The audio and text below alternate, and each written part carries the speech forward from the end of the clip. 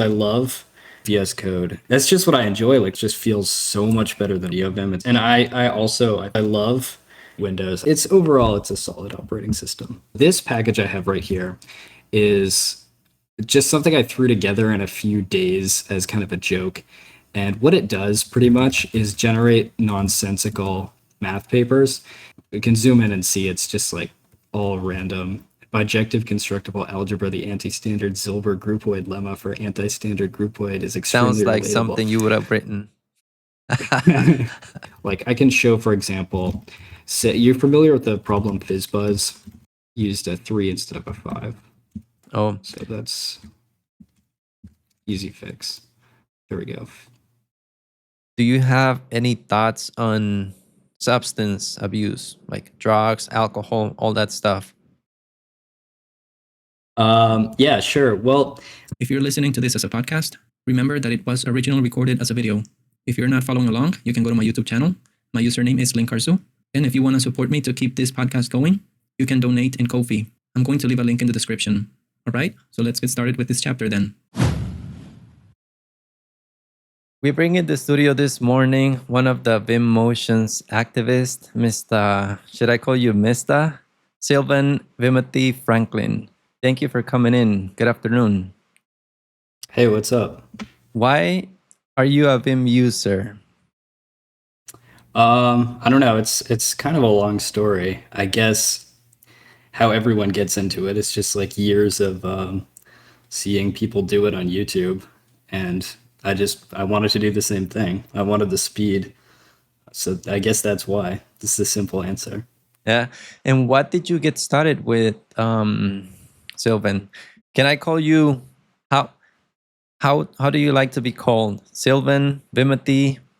Sylvan is good. Okay. What are your thoughts on the name that was imposed to you by Primogen, Vimothée? What did you think when did you watch the video? Of course you did, right? Oh, of course I did. Yeah. Well, I mean, it's funny. It keeps coming up. Like, it's definitely not a bad thing. Like, being compared to an attractive actor constantly is like, no, dude, oh no. Yeah, I'm not mad about it. Yeah. Okay. So what did you get started with? Did you get started with VS Code, Vim, Neovim, or? I guess I got started actually with Eclipse, like very early on, learning Java. And at some point I switched to like the JetBrains IDEs and PyCharm and IntelliJ. And then from there I went to VS Code with the Vim bindings. And from there I went to Neovim. And why did you start with Vim? Was it inspired by YouTube, or how did all that start? It was, yeah. I think the first person I saw ever using Vim was the YouTuber Ben Awad. I don't know if you remember him. Yep. He kind of just mentioned it in passing in a video, and I don't know why it just struck me. I was like, how bad can it be? I'm learning a bunch of programming stuff right now. If everyone says that's a good thing to do, I'll just do it. And yeah, I learned like HJKL, the basic stuff, and then I picked up more and more Vim as I went. Yeah, I remember that guy, Ben. He's not doing YouTube anymore, right? Not really. He's onto like startups and stuff, I think. Mm. He's got a game he's working on. Oh, really? Now, Yeah. do you remember how you felt the first times that that you used Vim Motions? And be honest, because I remember the first times, man, it felt like garbage. And I was like, but why do people do this to themselves? And it didn't stick, the first like 3 times. I just gave up. I didn't come back for years, So you remember Right. how that was for you? How did you feel? I don't remember it super strongly, but I definitely, like, I had kind of the same experience as you, and I think a lot of people, like, HJKL was pretty easy for me right off the bat, because that's on the home row. I kind of understood the idea there. But learning the other parts of it, like, I feel like you don't really start to understand Vim until you're getting like V around objects and you're moving stuff with visual, then you get the appeal. But before that, yeah, I was using my mouse all the time. I would use just kind of HJKL and maybe W and B, just like the very basics. But for some reason, ever since the beginning, I just really liked the feel of it. It took me a while to fully get in, but yeah, once I started, I never really went back. No, no, didn't happen to me because I used to open Vim in servers, and usually I needed to do something there and just get out of the server, you know. So Yeah. it was like, oh man, it was tough, and I didn't like it at all. But now I cannot go back to using the arrows and all that stuff. But HJKL was really tough for me, if I'm being honest with you. I No, I didn't get used to it fast. It took me quite some time. How old are you, by the way? If you want to share that with us. I'm 20. I'm about to be 21 in October. Mm-hmm. Oh, Yeah. nice. Okay. Now, let me look at your website here real quick. Okay, so Oh, I have sure. it. Yeah. I have it pulled up. This is where we can find you, right? Sylvan Franklin. Okay. So what do we see here? Okay, is this a I've Ko-fi never link? seen it in dark mode before. That's interesting. Oh, yeah, it's a light theme. Yeah, and we see here pyramid schemes. What is this about? Is this like a referral type of thing? It is. Yeah. It's have you ever heard of the YouTuber Luke Smith? Yep, the one that is in the Yeah, forest he's right now. Yep, the weird Vim guy. One of his things was also credit cards, and I don't know about, you're in South America, right? Yep, Central. I don't know about Central. Yep. I don't know about there, but credit cards here, like the credit card companies give you a ton of different, like they give you a bunch of cash back and rewards for using their card, and you can make quite a lot of money doing it. Actually, I make a couple $1,000s a year just on credit card rewards, and basically the idea is he put a lot of people onto it, and if you put your referral links on your website, like whenever anyone signs up for one of these cards, I get the referral bonus from it, and it caps out at like 5 per month or something, but it refreshes every month, so it's a pretty solid source of income, and it doesn't inconvenience anyone. Like if they're getting the card anyway, they might as well. Interesting. I didn't know that. So it's a real like bonus that you get. Okay. And Luke used to do it, right? You mentioned. He did, yeah. He has a video where he bought a car just on credit card rewards. Oh man, that's really interesting actually. Okay, so do you have any articles here, or is just this front page and that's it? Like links to your other pages? That's it. It's just static HTML one site. That's all there is. Okay. Then your GitHub. Now, let's see your experience. Director of Dynamic Interpolation for Comprehensive Media Distribution Analysis as it applies to heuristic community building and efficient workplace design practices through the Open Ambiguity Foundation, former head of technical minutiae. How do you pronounce that? The minutiae, yeah. Okay, at the Global Foundation of Situational Systematic Dependence and Programmatic Regression Analysis, lead team lead. It's not just lead, right? It's the lean team lead at Corp. Okay, and what is this? What is this about? It's kind of just a parody of other people's GitHub, because I think it's really funny when people take GitHub too seriously Or as a LinkedIn. social media. Yeah. Yeah, exactly.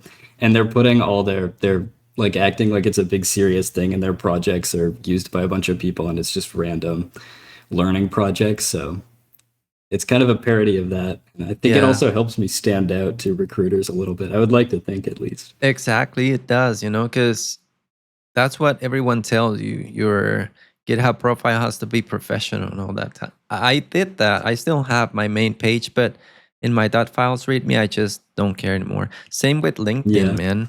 I had my LinkedIn. I didn't have the picture, the suit. I hate that. The picture with the tie and the suit and black and white. I just don't like it Yeah. at all.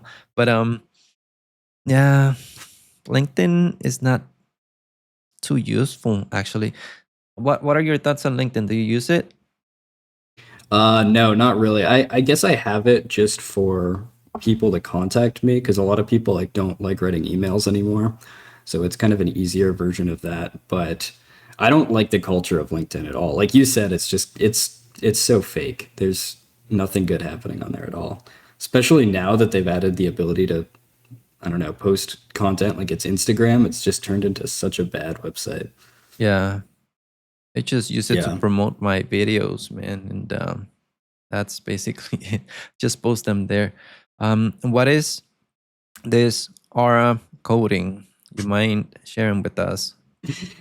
That's I'm not exactly sure what that is, honestly. I just kind of came up with it randomly. It's kind of funny because the word vibe used a lot by Gen Z kind of started out for vibe coding, and aura is kind of the another term that means the same thing, but it came after vibe just as a way to say the same thing. So I was like, oh, I'll just take that and make it my own thing. Yeah, pretty creative. Has it drawn other people's attention, your GitHub profile? Have people talked about it? I'm not honestly sure. I don't know if it's been pointed out beyond. I mean, on my channel, people like will mention it, and I've talked about it on my channel before, but I haven't seen anyone else comment on it really, which is a shame. I think it's pretty funny. Yeah, it is. It is. And Yeah. regarding your content creation approach, I see that it's Mhm. different to what is usually out there, because everything is pretty serious, including myself. Most of the people are pretty serious in YouTube. And if it's a tutorial, everything is just black, white. There's no too much of, that humor, Right. we could say. Yeah. So, what are your thoughts on the content out there on YouTube? All of the Vim or the overall tech related content? Yeah, sure. Well, I was looking around at YouTube because people that use Vim and Neovim, we watch a lot of YouTube to find the tips and stuff. And I saw like there was kind of a gap for someone doing comedy since Ben Awad left. And other people do it. Like I guess you could say Fireship and there's Big Box SWE. He also does some. But yeah, no one who really made it their main thing. And I was also looking at Neovim and all the people who do Unix stuff. And everyone there right now seems to kind of have the same style of like neon text, synthwave aesthetic, That's me, and man. it's everyone. Uh-huh. There's nothing wrong with that inherently at all. I mean, it is cool looking, but the problem comes in when like so many people are doing it. It's hard for you to stand out when everyone Yeah. else is doing it. And yeah, especially I see like a lot of I follow like as many Neovim YouTubers as I can, right? Keep an eye on the competition. And a lot of them just start off and they have exactly that same aesthetic. So I just wanted to go with something completely different. And it's also another thing is I think a lot of people have really clean setups. I guess DevOps Toolbox was the first one to really do that. And there's another guy like Josian, I think, Yeah. who has kind of a Ocean. similar. Yep. Yeah. Yep. And it looks really nice. It looks really clean, right? But the average guy doesn't have a setup that looks like that. We're rocking like you're just throwing your laptop on a table and you don't have a crazy, maybe you have a desk setup, but so I think it also helps to relate to people more when you're just using simple stuff. Yeah. Okay. And what type of content do you consume on YouTube? You watch Vim related stuff?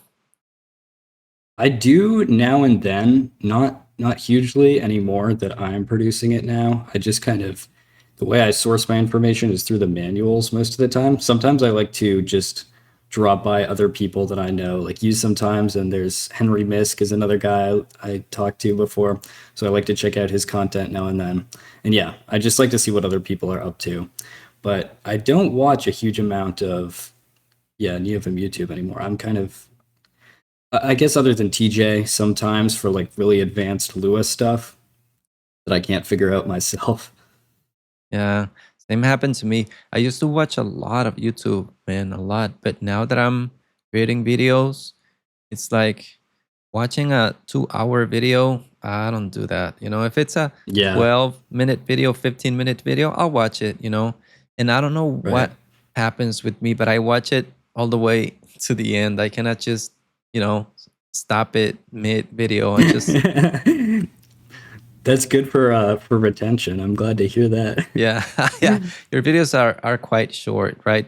And do you do that on purpose? Like, because if you make it 8 minutes or more, you can put ads in between. Is that why you do it? Because you don't want to have ads in between videos, or You're giving me too much credit. I barely even think about it. There's no script. I just talk, and when I'm done, I'm done. oh, okay. So if it's 2-3 minutes, just don't care, right? Yeah. Yeah. Okay. That's pretty much it. Yeah. Now, I noticed that in your videos you're more into Vim and not too much into Neovim. Like, why are you doing Vim and not Neovim related stuff? Well, I mean, I guess I technically still am within Neovim, but you're referring to I'm very on the like minimal side where it's like closer to Vim, less plugins and stuff. Yeah, or your thumbnails or titles it's Vim. It's not like Neovim because everyone else is like Neovim and the Neovim logo and all that stuff. But I see Right. more Vim, right, in your content. I guess when I do that on the thumbnail, it's less that it's about Vim over Neovim. It's just I'm kind of referring to, I don't know, I kind of consider them both the same thing. At least Neovim is Vim. I guess Vim isn't Neovim, but Oh, okay. But there's no reason. Do you use both? Do you use Vim and Neovim, or mainly Neovim, or what? I just use Neovim, like a pretty minimal configuration of it. There are some people, right? I don't know if you've come across them that are they've used Vim for a longer time and they don't like Lua, they're Vim script purists.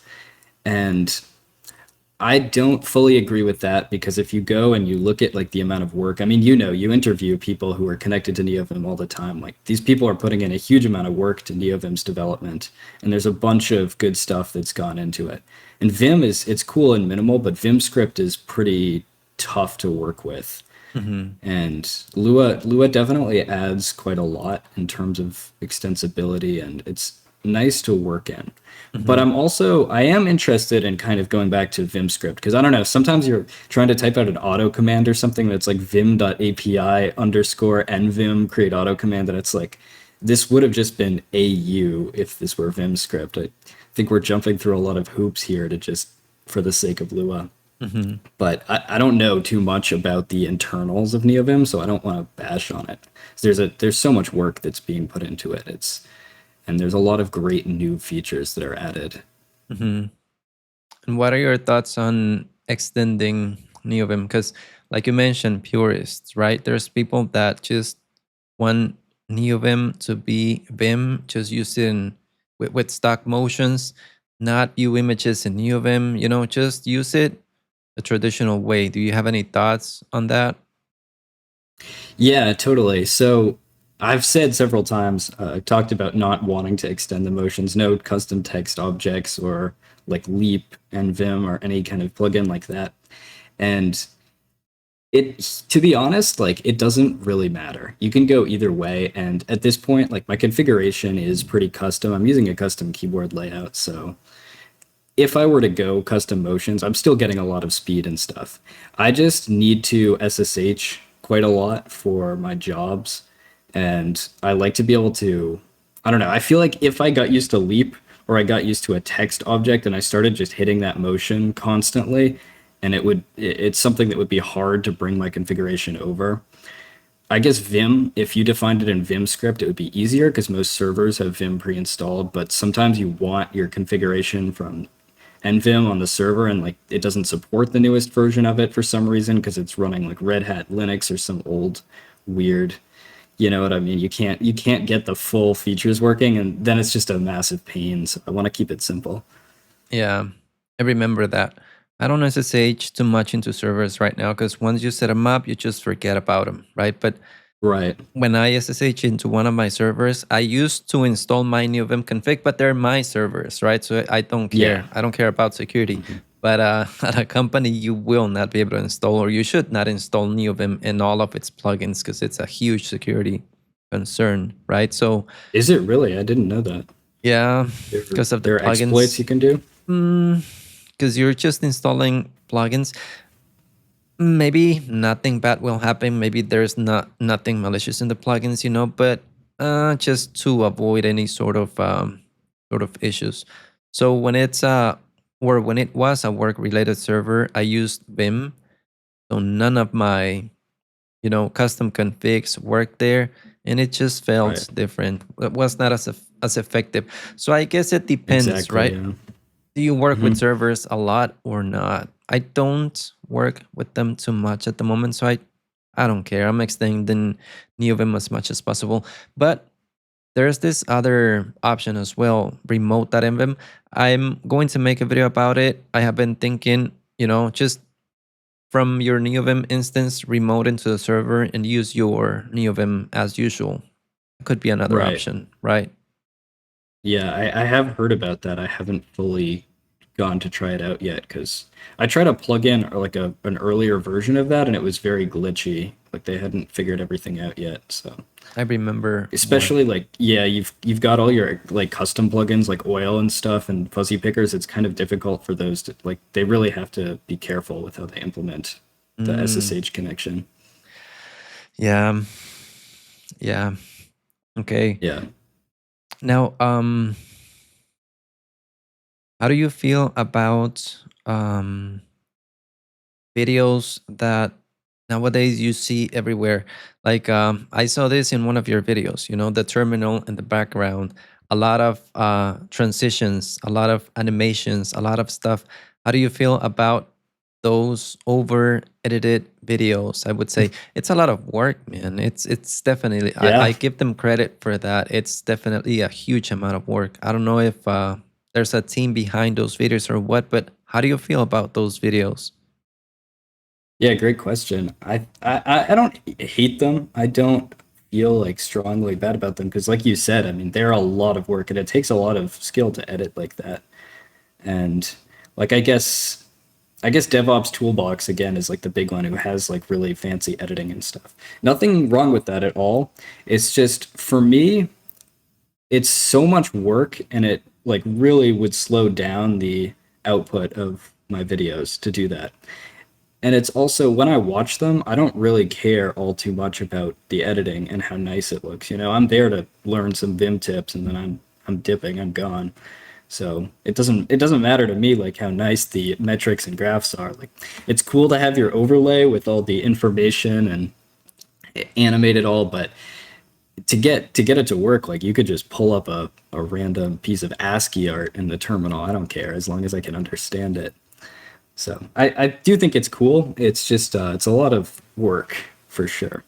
Yeah, I get a little bit distracted, to be honest. And I just get lost. I just start thinking maybe about the editing process, and I'm like, Yeah. did this happen? And the video just continued, and my mind is somewhere else already. So Yeah. I just feel that I disconnect sometimes. But yeah, a lot of Yeah. work.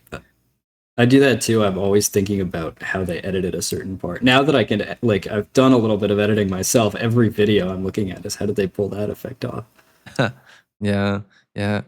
And do you follow advice? Because when you're making videos, there's a lot of advice there. You have to reply to each one of the comments. I've seen that you don't do that, right? Do you get a lot of comments? Why don't you reply to all of them? Or you just want to make a few folks out there, a few of the furries that are in your comments special. So you just give them the heart reaction just to like so that they feel touched by God. Like I'm just gonna like this Yeah. one and this other one. I think I don't want to hand it out too heavily. First of all, it would take up all my time, and if I give everyone the attention, then no one is special. If it's just like a few people, everyone wants it, so they keep coming back for more. Oh man, do you recognize their names already? Oh yeah, for sure. There's definitely some people they'd come back over and over again. That I usually recognize them by their profile picture, but there's one guy, it's Aaron or something, Aaron like 79 or I don't know, some number. Every video he asks me like, when are you switching to Cocoon? Just every single time, no matter what it is. Oh man. So you just you just make them earn it. The reaction, the heart, right? Yeah. And I mean, some people, they say things that aren't worth responding to. It's just, after the 1000th Vimothée Chalamet comment, I don't need to heart that anymore. Yeah. Yeah. And have you ever received sponsorship opportunities? What do you think about that? I do all the time, actually. Yeah, like it's I'm noticing a lot of AI companies now, like AI startups, kind of that have big followings on GitHub, and my outlook on that is I'm never going to take a sponsorship because whenever I see a YouTuber take a sponsorship, my credibility of them is just destroyed. And if people know me and I say that I'm never going to do sponsorships, and then later in my career I go around to do it, it's like this guy is very fake. He has no spine. He's just turning around and doing it for money. But with that being said, I mean, there are times I would do it. Like if I desperately needed the money, right? I'm starving on the street or something, I'm gonna do it. I'm gonna sell out. Or if it's a company that I really believe in, that's kind of an issue, right? Because YouTubers sometimes they say that, like, oh, I've used this service for years, and I'm always like, okay, sure, yeah, I don't know about that. But I would have to do like a free promotion for the company before, like months before, so I can show people, look, like I actually have used this. And there aren't many. I think there's one sock company from my home state of Vermont called Darn Tough Socks, that they make these wool socks that are like lifetime warranted. And I just really like them as a company. But you know, those kind of things are like, they're not software. They're not going to sponsor me. I'm in software.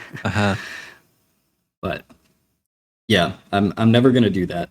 But It's just especially your audience, you know, they use high striped socks. So maybe you can talk to that sock company and tell them to create, Yeah. you know, like the I didn't even think about that. imagine that all of those Rust boys there could get the socks, and it would be a great business actually. That's a great idea. Maybe I'll. I did reach out to them, like I don't know, a few weeks ago, but they ghosted me. I think I'm Oh, too weird of a channel for them. yeah, they definitely will not get it for sure. Yeah, the Yeah. Primogen could get a yoga ball sponsor. Yeah. Yeah, I've thought about that too, sponsorships. I don't know, a sponsor reached out about CD keys, you know, like keys. I don't know what that is. And I was like, that's crap. I don't care about that. Yeah. There was another one about AI, whatever. I was like, no, whatever. There's another one that reached out as well, but the price was too low. I don't care. Look, if it's like a 1 hour video, you know, I do a lot of tutorials. I don't care Mhm. putting in a 60-second ad in there because the viewer is still Yeah. going to get the content, right? Right. And I do it mainly to support my family. So I don't care too much, right? So if someone offers me the right amount of money, I'll do it. I don't care. Yeah. But I have seen videos that you watch a 15-minute video and it's basically an ad. Has that happened to you? Like you're like, Fireship every video. man, but I don't know. How do you feel about Fireship? He's I've said it, and people know now he's just a private equity AI farm. There's other channels like No, him but too, but is that a joke or is that real? No, it's not, it's a no, joke. that's real. He's been acquired by private equity. It actually happened. Really? Yeah. I Yeah, thought he's you were all AI now. joking. No. I wish I was. I liked Fireship, but he's done now. No, I can't. I thought you were joking, to be honest, and I was like, okay, Sylvan and his stuff, whatever, right? But because I did watch video about Fireship years ago when they went into his house and you meet him and all that stuff. Did you watch that by any Yeah, I've chance? Yep. seen that. Yeah, I Okay. have, yeah. So what happened then? I'm not sure. I think he was a really nice guy. People say he kind of like, after his mom died, he kind of got depressed and like spiraled down a little bit. And I think that's maybe why he sold the channel, I guess, probably for his family, just to, I'd imagine a channel that size, right, at 4 million subscribers, averaging millions of views of video, he's got to be making huge amounts of money, not to mention he's sponsored. So he's making an enormous amount of money on that channel. The private equity company must have acquired him for multi-million dollars, probably over 10 or 20, because he has so much influence as well. So Yeah. he can just retire now. But thinking about that, like, what's your purpose in life after you've made that much money? Like, you're kind of done with all earning, but you've lost your creative outlet. They took your life's work from you. So I think that's a little bit sad. I watch him still just out of curiosity to see how the private equity company is handling it, but he's definitely not what he used to be. Like the 100 seconds videos were, I think, when he was at his best. But is there official information about this somewhere, or is it a Reddit Yeah. post? Is a Reddit post like the official communication? No, there's a news article by, I don't remember what company, but it was disclosed. There's the company that owns him is Electrify Video, and they also own a couple of other big companies. He actually confirmed it too in a recent video. He made some joke about it. He was like, I've been acquired by private equity. You shouldn't trust anyone who's been acquired by private equity. Like, he referred to it. And everyone is roasting him in the comments for it. Oh, because you never know when he's joking as well, right? So it's like, whatever. Yeah. So I was like, no, whatever. He's just playing around. I didn't know that, to be honest. But I guess we don't know how much, like, he could have just had it, a part of it acquired, right? Maybe they get a say in what he makes. It's not confirmed that it's full AI voice cloning, but it is sometimes like a little weird. His intonation kind of sounds like it to me. But we do know he has been acquired. but okay, so we don't know if he's still making the videos or if it's like AI generated, because it's just the voice basically, right? Yeah. Which you can clone now, like, Yeah. pretty indistinguishably. I watched the video, man, and you can even clone video as well. You could clone me, Yeah. create video, with emotions, voice, everything. It's like, god damn. Yeah, it's crazy. creepy. Yeah. But I watched other videos, like 15 minutes videos, a guy that I found out there randomly. I'm not gonna say any names. It's not the ones that I follow, it's not a tech related video, just a random Yeah. guy. I watched one of the videos and I was like, okay, this guy is cool. But as soon as he started getting sponsorships, it was just an ad, so Yeah. just found a way to get an intro to get into the ad, and then you continue watching the ad, and it's like, no, I don't watch it anymore. So I guess that's a completely and 100% bad way of doing it. But if you do your video, right, if you have something that you want to share out there and you put in an ad in the middle, I don't think it's too bad, right? Yeah, I can see that. I can see your point. Like, especially if you want to make a living on YouTube, it's pretty much essential for, it's like, that's where a lot of the money is. Yeah. So, I mean, it is what it is. It is unfortunate, but it's their way of kind of embedding ads. Luckily, like, I have other side occupations, right? I'm a software engineer and also I'm a student, so I don't hugely need to be making a full-time salary at the moment. But if I was, like, could be a totally different story. Yeah. Oh, just wanna also thank the first CEO, which is there in the comments, is web23, web23.com, because I have memberships as well, So Web23 is the first CEO, the first person actually that joined as a CEO. So I just have to say the name in the credits. So I'm just saying it right now, so I don't have to say it at the end. Okay. So What's up, Web23? hey, now what are your thoughts on giving smaller channels a chance? Like I'm quite small still, but I reached out to DistroTube, for example, and he agreed to do an interview. DJ Yeah. was kind enough as well to show up in one of my videos, so that definitely gives you credibility, I would say, and helps with your channel, right? So Yeah. would you promote any small channel no matter what it's about, or would you like filter it, like, okay, so it has to be good, or what are your thoughts there? That's a good question.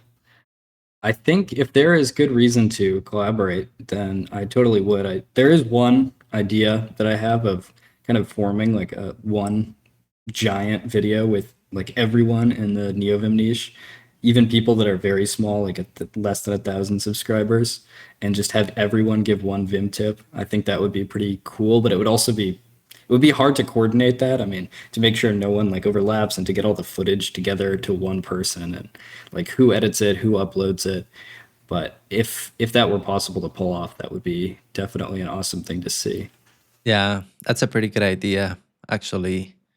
Hopefully you could pull it off someday, but yeah, I do like that idea. And Yeah. why did you decide to start with YouTube? And did you ever think about doing it like a faceless channel, right? Because when I started, I didn't show my face. I started showing my face like, I don't know, 5 months ago, 6 months. I don't remember. But Right. how did it happen for you? So it was probably about 3 months ago. It was towards the end of my sophomore year of college. And the reason it started, I guess, well, it's a couple things. I've wanted to start a YouTube channel for a long time. I think a lot of people kind of do it because I mean it is really fun. You just make videos about things you care about and you get paid and fame for it. So it is pretty awesome, but it's also what kind of held me back is like everyone kind of is going to judge you no matter how much people say they Yep. aren't. I mean, especially if you're doing something like Vim or Linux, it's like god damn, that's kind of go outside, dude. Uh-huh. So I was hesitant to do that, but I just went for it. And my another thing was I was working on a board game at the time. I still am, but I wanted to have some way to promote it. And I thought I've been thinking about this for a while. If I have some kind of following, I can maybe generate sales for this board game. But yeah, the channel ended up becoming more important than the board game in the end. I still might publish it one day, but it's kind of stalled out right now. Mm. And did you always think about doing the channel like showing your face, or did you ever think about doing it faceless? Or you just wanted to show the Vimothée, like the Timothy looks on YouTube? I didn't really give it much thought either way, to be honest. I'm not sure it even crossed my mind to do faceless. Like I just thought, I don't know. I wasn't really going into it with much of a plan. I just thought like other people show their face in tutorials. Like I feel like it just makes it more approachable, more human. It sets you apart from other people. So I just thought it was kind of a necessity. Yeah, that's what Prot said, or Prot. That's what he said. If you're gonna do something, open source, something, just show your face because it's gonna help you connect with people a lot more. Because otherwise you just don't know who is behind all that stuff. So Exactly. Yeah. there's a question there in the comments, like, where does Where did I Sylvan come from? from? Yeah, if you want to share that. Yeah, I'm from the state of Vermont. It's like upper left corner of the U.S. and it's right on the Canadian border. It's right near Montreal. We're like 2 hours from there, and yeah, that's pretty much it. I've been all over the world. I've lived in many different places all throughout my life, but that's where I'm based most of the time. Is that where Prime is from? I don't remember where he's from.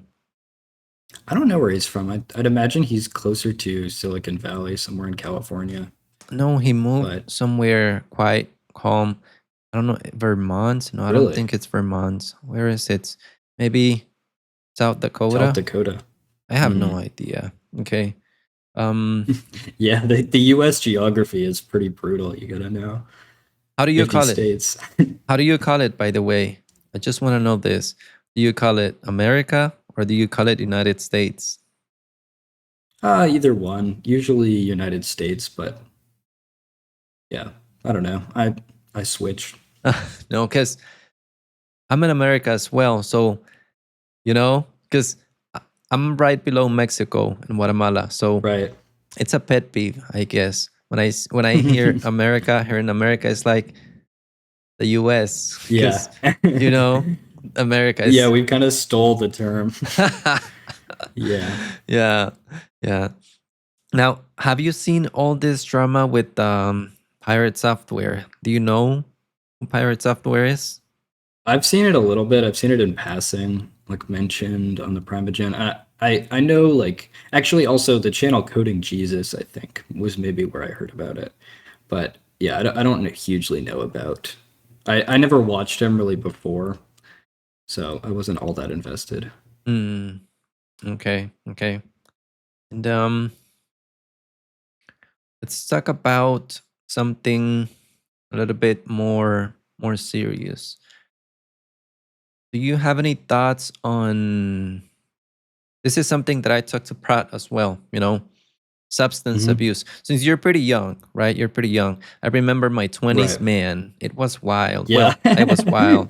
I was doing everything, drinking, just man, and Yeah. doing everything I could do back then. Do you have any thoughts on substance abuse, like drugs, alcohol, all that stuff? Yeah, sure. Well, I'm obviously substance abuse is bad. When it becomes abuse, it's bad. But I hear a lot of people now, especially in programming, be very against any kind of substance at all. No drinking, no anything. Like very clean cut, lock in, focus on improving and doing well in your career. And a lot of people, that's what they want. They just want to exercise a lot, be super healthy, be successful in every way, And I think there's that is great. That's a great thing to aspire to. But also you shouldn't just dismiss everything like just without trying it. If you've never tried, I'm not saying go out and try a very serious drug. Don't try any like opioids or anything like that. Crystal meth, don't do that. But if you I think trying the mild stuff that most people will do is pretty important in your development. Yeah, I do. It is a slippery slope, though. Yeah, You've got to be very careful. yeah, yeah. I think people say it based on their experience, and I don't know what young people think about it, but I didn't ask about how old he is. Prime is like a year older than me, I think, and I just see myself, and I just see where things are gonna end, and I'm just trying to make people avoid the same mistakes. You cannot do anything anyway, right? So people is just Right. gonna do what they are going to do. But I think people that had bad experiences with alcohol and drugs are the ones that are saying like, nah, don't do it. Because my plan was not for it to go out of control. It started with the beer. And you're like, what? Am I talking to my dad or something? Does it feel yeah, but it progressed really fast for me. And then I added more things into the mix, marijuana, cocaine, crystal meth. Is my video going to be demonetized for being talking for talking about all this stuff? I don't know. They won't check. Whatever. Yeah, but then you start doing it more often, then every day.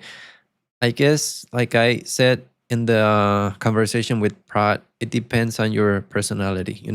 I know myself, I'm pretty addictive. Neovim, doesn't matter if it's Neovim, if it's macOS, if it's something, I just go all in. So if Yeah. it's bad, I will go all in. Or if it's good, I'll go all in as well. So I guess you have to know yourself. If you feel that you're kind of an addictive person, just, yeah, personally, I'd say just careful, because when you feel 10 years are gonna be, are gonna pass and you're gonna be in a completely bad situation, I don't know, man. It's That is complicated. great advice. Yeah.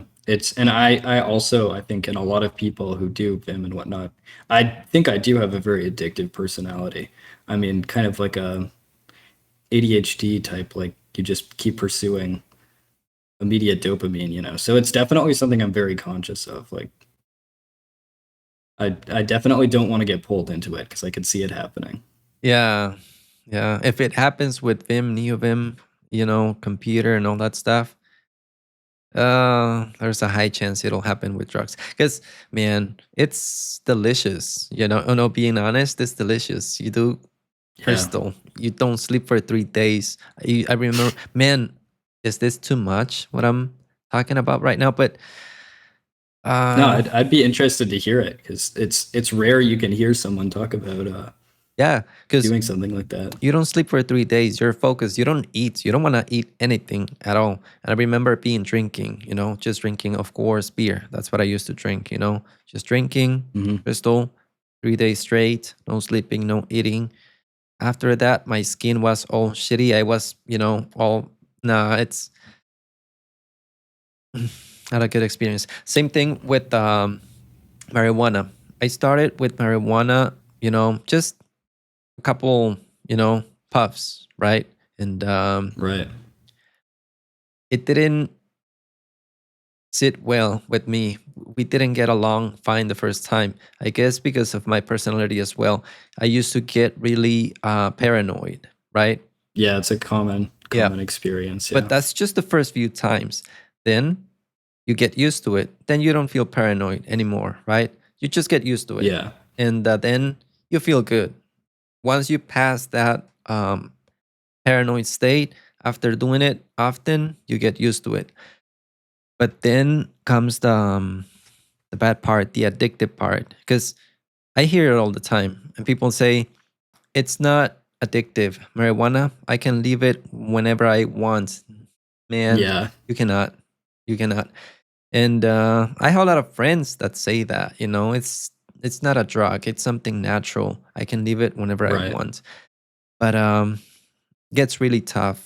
It's really difficult to leave it afterwards. And the worst thing that happened to me because of it is depression. I finally met depression after doing marijuana every day for like, I don't know, a year, daily, more than Yeah. once a day. No, it just messed up my brain, I assume, and was tough to go out of it. But fortunately, I did. So I guess that's the reason why I just advise people, if they can avoid it, it's a good option. But It's totally fair, yeah. But do you consider like is it worth it to not go down that path if you never got the chance to experience it at all? If you're completely safe if you never try it, but is that worth giving up the experience of it just the one time? Because it is, I mean, there's pretty much nothing else like it. It's like the closest thing you have to magic in the world. I mean, but even if it's not something you love, it's like it's a very interesting experience. It's one of the things in this life that's, I don't know, it's a cool thing to explore. oh yeah, but you mean doing it once, right? Or doing it daily and ruin yourself the way that I personally did? Or you mean just doing it and testing it for the experience? Well, I mean, if you're saying like, if you're warning people against it, it is great. If you don't want to go down that path, if you're protecting people, but do you think like to never try it at all just to be as safe as possible is what people should do? Or do you think it's something that's worth trying just once? Because that's my opinion. I mean, it is very risky for some people. Like, I don't know, 1 in 20 maybe will go down a very bad path because of it. But for the rest of the people, the experience is like, it's very interesting. It's a cool part of life. Yeah. Thinking, for example, about my daughter, my even though I love her so much, and I will tell her don't do it, and I will just talk to her about what happened to me, and I will be Yeah. graphical about it, but I cannot avoid it, right? So Right. she's pretty young right now. She's 8. I don't know what's gonna happen when she grows older. It all depends as well on the friends that you have, right? So if there's Right. always gonna be that friend. I was that friend, the nasty Yeah. MFer. So my advice is Yeah, go ahead. no, you go ahead. I was just gonna talk about parenting. Like, I think I'm very glad that my parents are not very strict. Like, I mean, we're from Vermont. We're very forward thinking, but they're the type of parents who would like smoke weed with me, like they're they have like standards. They're not like letting me do anything I want at all, but they're very much like, if you're going to do it anyway, we should be there. Like, we should make sure you know what you're doing. And how was their experience with it? Well, I don't want to get too personal and all that stuff, but Right. was it always in control, or did it ever get out of control for your parents? Do you have an idea, or no? Yeah, I think for both of them, it was pretty in control, pretty standard. Most people try these things when they're in college, and I think both of them did, but didn't go crazy beyond that. That's the thing, if that happens to you, that's awesome. You're one of the few people that is able to just try it and move on, and that's great. Yeah. Didn't happen to me, unfortunately, and not everyone is like me, but like I said, I go all in. Once I tried alcohol, man, I spent drinking for like 10 years straight, and I didn't stop, and drugs and all that. So difficult advice. In my Yeah. case, for example, with my daughter, I'll be like, you have never seen me doing that. What I drink nowadays is 0% beers, like 0% alcohol beers, and Right. or not beers, it's like a soda basically. So my advice with her will be just avoid it, because it's not going to lead to anything good. But if she does it, what am I gonna do? Nothing. I cannot do anything. Just be there. Have you watched this movie, Beautiful Boy, by Timothée Chalamet? By the way, have you watched it? Let me show I it here. haven't, no, but No, hold on.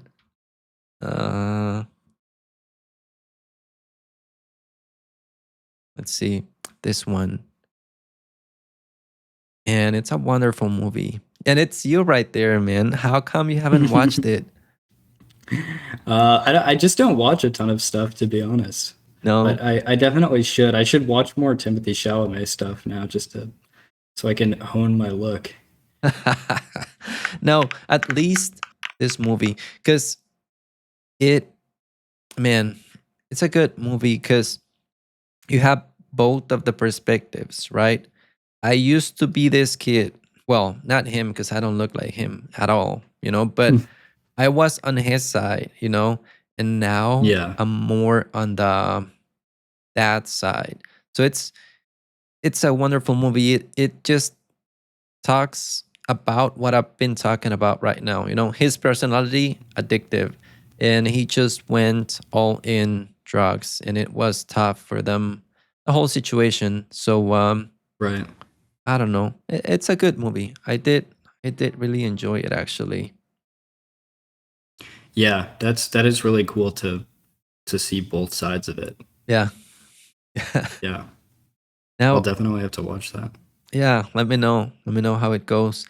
Do you have any thoughts on a supreme being as well, like God? Do you have any thoughts there? Not hugely, to be honest. So I was raised very not atheist, really. I guess more agnostic.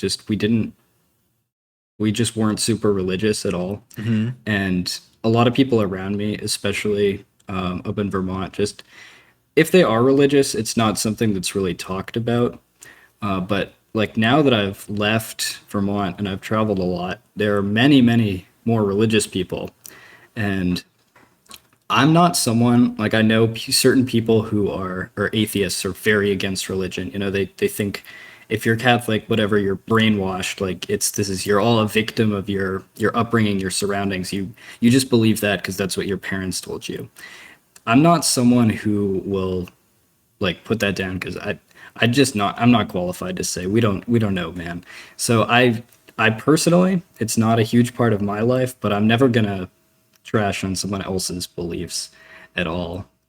Um, yeah, that's pretty much my take on it. And I think a lot of people have criticisms of religion. Like it's been used for a lot of bad things in the past. I mean, if you look at the history of the Catholic Church, they've done a lot of stuff, and other churches, other religions as well, have been used to justify a lot of very bad events throughout history. But also, on the other hand, I mean, there's a lot of good to church, like to the community element of it, to just the value system, the morals and ethics. But yeah, it's just not a world that I was raised in, so I'm not super inclined to go into it. I mean, and I can totally get people being in it though, and no hate to them, no hate to anyone. That's basically my take on it. Interesting. Yeah, I'm kind of in the same boat. You know, I used to be an agnostic as well. You know, Mhm. and somewhat of an atheist. I would say more agnostic. You know, I don't know, Yeah. right? But a lot of things happened, and I was raised as a Catholic. Actually, you know, my parents are Catholics, and just didn't click with me. I Right. found India religion, and I don't know. That's what helped me go out of drugs and all that stuff. You know, it's weird. Like I'm not saying, Hinduism? yeah, yeah, Very cool. yeah.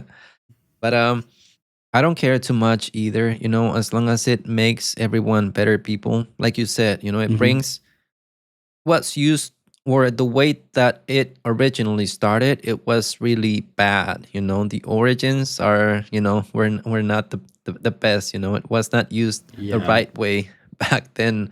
Quite the opposite, right? But nowadays, as long as it makes people better people, it's fine. You know. Yeah, I also I have a problem with people that critique it a lot because there are very, very smart people that are religious and smart people that are atheists too. I mean, I've met people that are like incredibly smart and very religious, and they've thought about their beliefs a lot. It's not something that they've been just like tricked into. People that are fully aware of, I was raised like this, you know, it's likely that because I'm in this environment, I'll end up religious. And people on the other side too, kind of raised as atheists. It's people that are just that claim that they know outright, they de facto have the answer. That's kind of suspicious. I feel like knowing Yeah. that you don't know is the best move. And I think also imposing it into other people. That's where the problem comes in as well. That's Yeah. when a lot of fight happen and a lot of you know, disagreements. Because I'm not gonna impose my beliefs on anyone, right? I just believe in what I believe. You know what helped me, and I don't care what other people believes in. You know, I respect everyone. So I think that's, you know, a big part as well, right? The imposition, Yeah. trying to, you know, your truth is the truth. No, man, we just don't know. Just believe in what you want to believe in. That's it. Leave everyone else alone. Right. Yeah. What about Zoomers? Do you know what the trend is right now? Are you a Zoomer? What's a Zoomer, by the way? Zoomer? Gen Z. Yep. Yeah, I guess I am. I guess I fit into that bracket. I mean, it's interesting. There are a lot of different kinds of people in every generation, but I think I've heard it said that we Generation Z is like the most similar to the Boomer generation in terms of like our work ethic, and also the millennials are kind of known for being like very offended at things. They don't want to work, and both boomers and Gen Z are like we're hardworking, we're ambitious, and we're not as afraid of offending people. Like we're kind of returning more to offensive humor and stuff like that. That's it seems like a general pattern I've come across. Oh, and amongst your friends, what's the trend in religion? Because In my generation, atheists was, a big trend. What do you like your friends, a small demographics, like Yeah. what do you see that predominates more there? Religion, people being atheists, or what? It's hard to say. I think a lot of my friends it's just I don't talk about it with, and most of them are either like atheists or Catholic, I think is the majority. And yeah, it's just not something we really discuss. It's not all that important to. Mm, Yeah. yeah, makes sense. Makes sense. Okay. Yeah. And how did your parents, or how do they take this YouTube thing going on? How do they see it? Do they understand it? Do they share it? They do. They watch it. Everyone in my family, even my grandmother and grandfather watch it. And I think I mean some things they can understand more than others, like if I'm not talking about Vim, but for a lot of it it's probably just complete gibberish to them. But they're very supportive and yeah, they tune in. Yeah, that's good that they support you. And I want to talk about something that I've been noticing lately. Mhm. I'm not sure if it's just me or I feel that way. I've noticed that a lot of people nowadays call themselves um,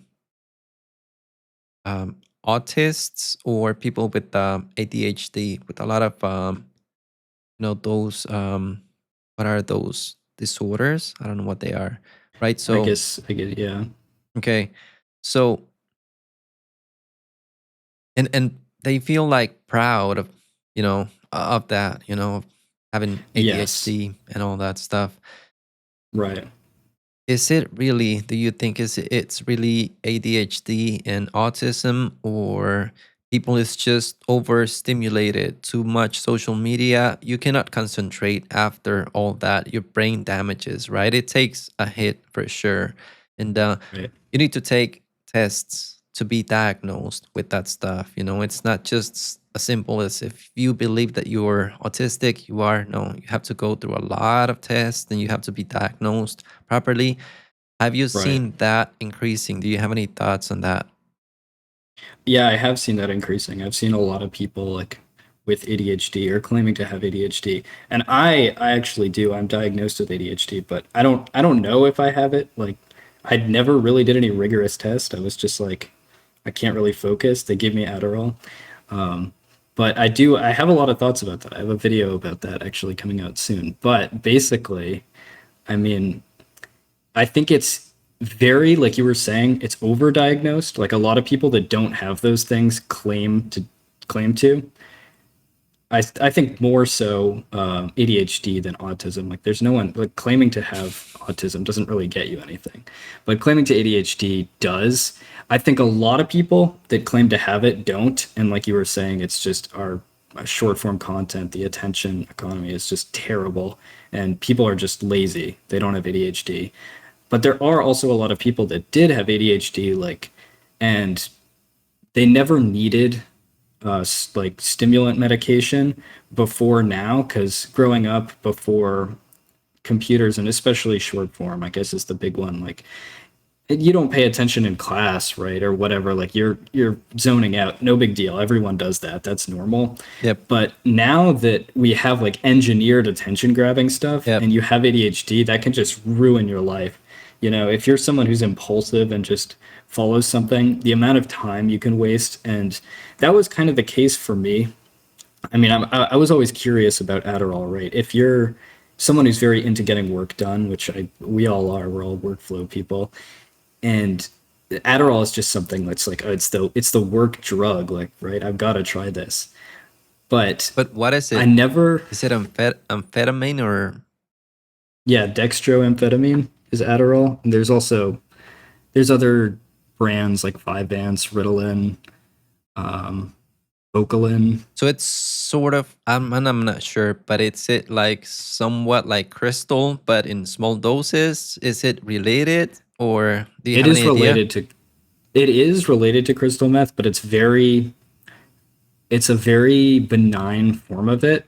And another reason for that is like if you're smoking something, you ingest all the amphetamine super quickly, right? Which gives you a high.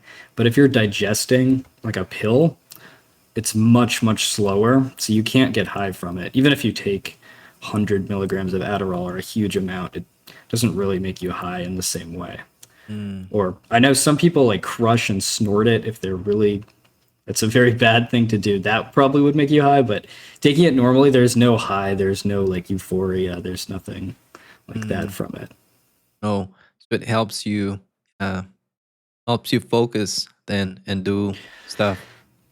Well, yeah, it is kind of weird. It's not like it doesn't just make me immediately able to focus. I would say what it helps with is I always feel like I have a bunch of different voices in my head. I'm like pulling me different directions. And like you were saying, like watching that video earlier, and you see the editing, like I start immediately thinking of something else. Like, oh, how did they pull off this editing?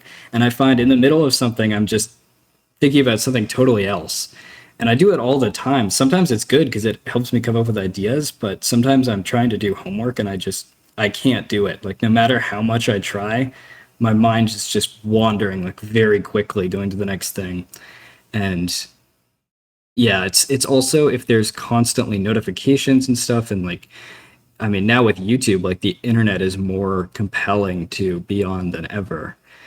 It's like tough to resist. So I think amphetamine is kind of like a good counter to all this attention engineering. And ideally we wouldn't need it or we evolved to have like the ADHD traits. They serve a biological advantage, right, of early cavemen. That we were the people who would like go eat new mushrooms and berries and just like hopefully we didn't die, but we were there for the good of humanity to explore new things and like just take risks. But now it's like we haven't adapted well to the modern world. At least that's what I've heard the explanation for it being. For a long time I was also skeptical of Adderall, right? Because it's weird. It's like big pharma giving you a brain altering substance.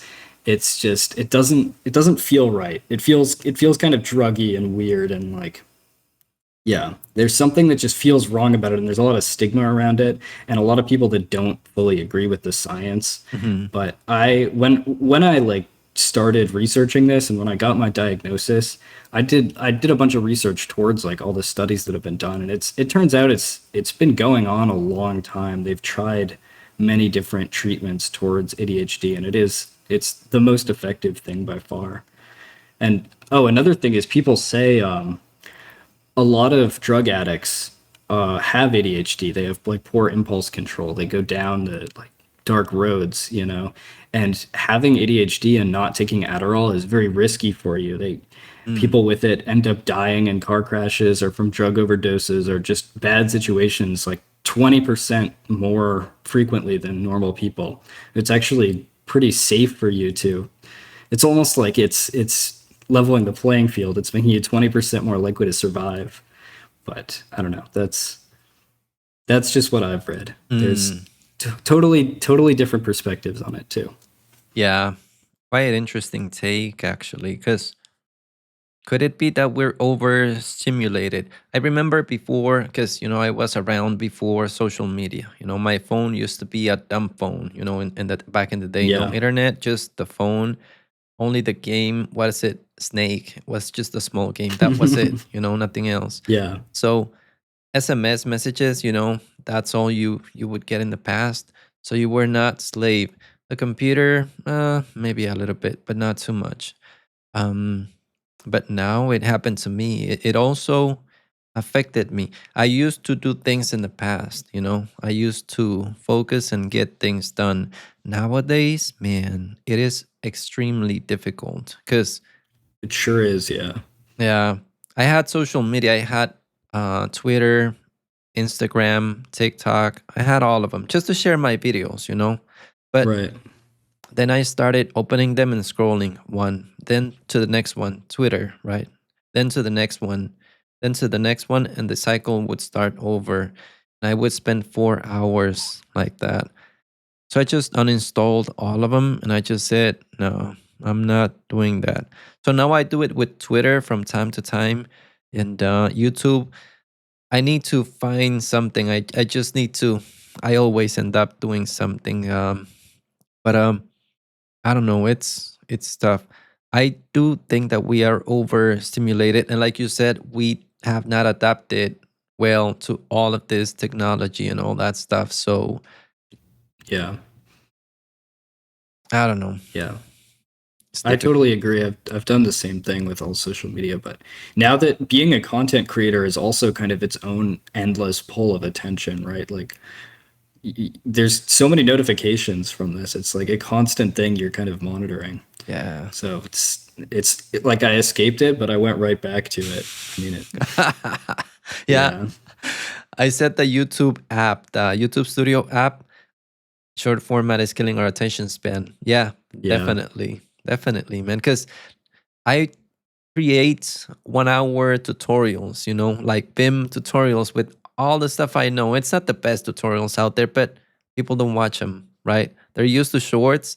They're going to watch 3 minutes, That's like the average view time, 3, 5, 7 yeah, minutes of a 1 hour long video. So, um, yeah. I see that too. It's just, yeah, it's tough. how do you do with the YouTube Studio app? Because I uninstalled it, but I installed it again. Yeah, me too. Yeah. Yeah, it's that's a great question. I have to uninstall it, like you said, just because it's such a distraction. But sometimes I use it to upload shorts. Like I edit shorts on my phone. Usually I was doing it on desktop, but it's just a lot more convenient for me. So what I do is whenever I want to upload a short, I download the YouTube Studio app, sign in, upload it, and then delete the app again, which is yeah, it's kind of ridiculous jumping through hoops, but Yeah. I limited the app because I have an iPhone. You can do it on any phone, right? But I limited the app to in the screen time app on the phone itself to 15 minutes a day, right? So if I open it for 15 minutes, it's just going to show me a message that I cannot open it. I can open it. You can override it easily, but I set it to 15 yeah. minutes. I've been trying to stick to it. I don't respect it at times, but it has helped because otherwise I was just watching. It doesn't make a difference, right? It's just a waste of time, actually. Yeah, exactly. But it's hard to resist. I mean, It is. yeah. And why so serious in the comment says he watches videos on double speed, man. That is something that I do as well because you want to be Yeah, productive, right? You're I like, do man, that too. yeah, Yeah. 1.5 or 2. What's the speed? It depends. It depends on the person. Usually, yeah, I don't know. Some people I have to go full 2 times speed, but sometimes just 1.25. Yeah. That's why I try to talk quite fast in my videos and just move really fast. That way people hopefully don't do that. Yeah, I do it as well all the time. 1.5 is usually where I leave them at. Depends on the person as well. Some people to double speed, but usually 1.5 is. I cannot watch Prime videos on 1.5. It's just too fast. Yours, I watch them at Yeah. regular speed as well, but usually 1.5. Um. That's funny. It's also when I'm editing, I always edit in times 2 speed Oh because yeah, I hate that. I can't stand to hear myself in 1 times. It takes so long. Yeah. What do you use to edit, by the way, DaVinci or what? DaVinci, yeah. Man, and it sounds really awful when you put it in double the speed, right? I don't know how to do it because I don't know how to edit video, man. But I put it in double speed and it sounds really ugly. And I just continue all the way through the video. And if it's a 2 hour long video, man, it takes so long. It's Yeah. Yeah, it is tough, but I have pretty bad sound quality anyway. It doesn't bother me. okay. Now, going back to your personal stuff. You mentioned school right now, right? So, what is it that you're studying, by the way? Something related to math, right? Yes, yeah, I'm a pure math major, but I also I'm kind of thinking of going into like philosophy and more liberal arts than like computer science, just because I have the computer science skills already, and in the past taking classes, I've known everything already. It's not useful for me. And what do you do in as a math major? Like, what is the career about? I have no idea. I mean, usually it's like a companion career. A lot of people go into programming, but there are other things you can do with it. Like, obviously, some people become stats. Some people do what's called operations research, which is like figuring out how to make a company operate more efficiently. The example I've heard is the plastic water bottles, they have that like little cap on the end, and someone figured out making that like 15% smaller saves them $100 million every year or whatever. That's like someone doing operations research. So it's like that's one way to apply it. I mean, you could also become a professor of math. You could become a researcher, like in a theoretical area. And I don't know, that could connect back to anything really. There's lots of places where math is applied throughout computer science and stuff. Like in especially now with transformers, people are really looking for the more theoretical. Like anyone can kind of set up a whatever retrieval augmented generation pipeline or any of that stuff with Python, but the people doing the theoretical research are that's where the big companies really want you. Mm, but is your career strictly math or is it also programming related? Like, do you get programming classes and all that stuff, or is it just math, or is it I have computer taken science oriented? it's pure math oriented, but you can also take like other classes outside of it if you want to out of interest. So I just tried that.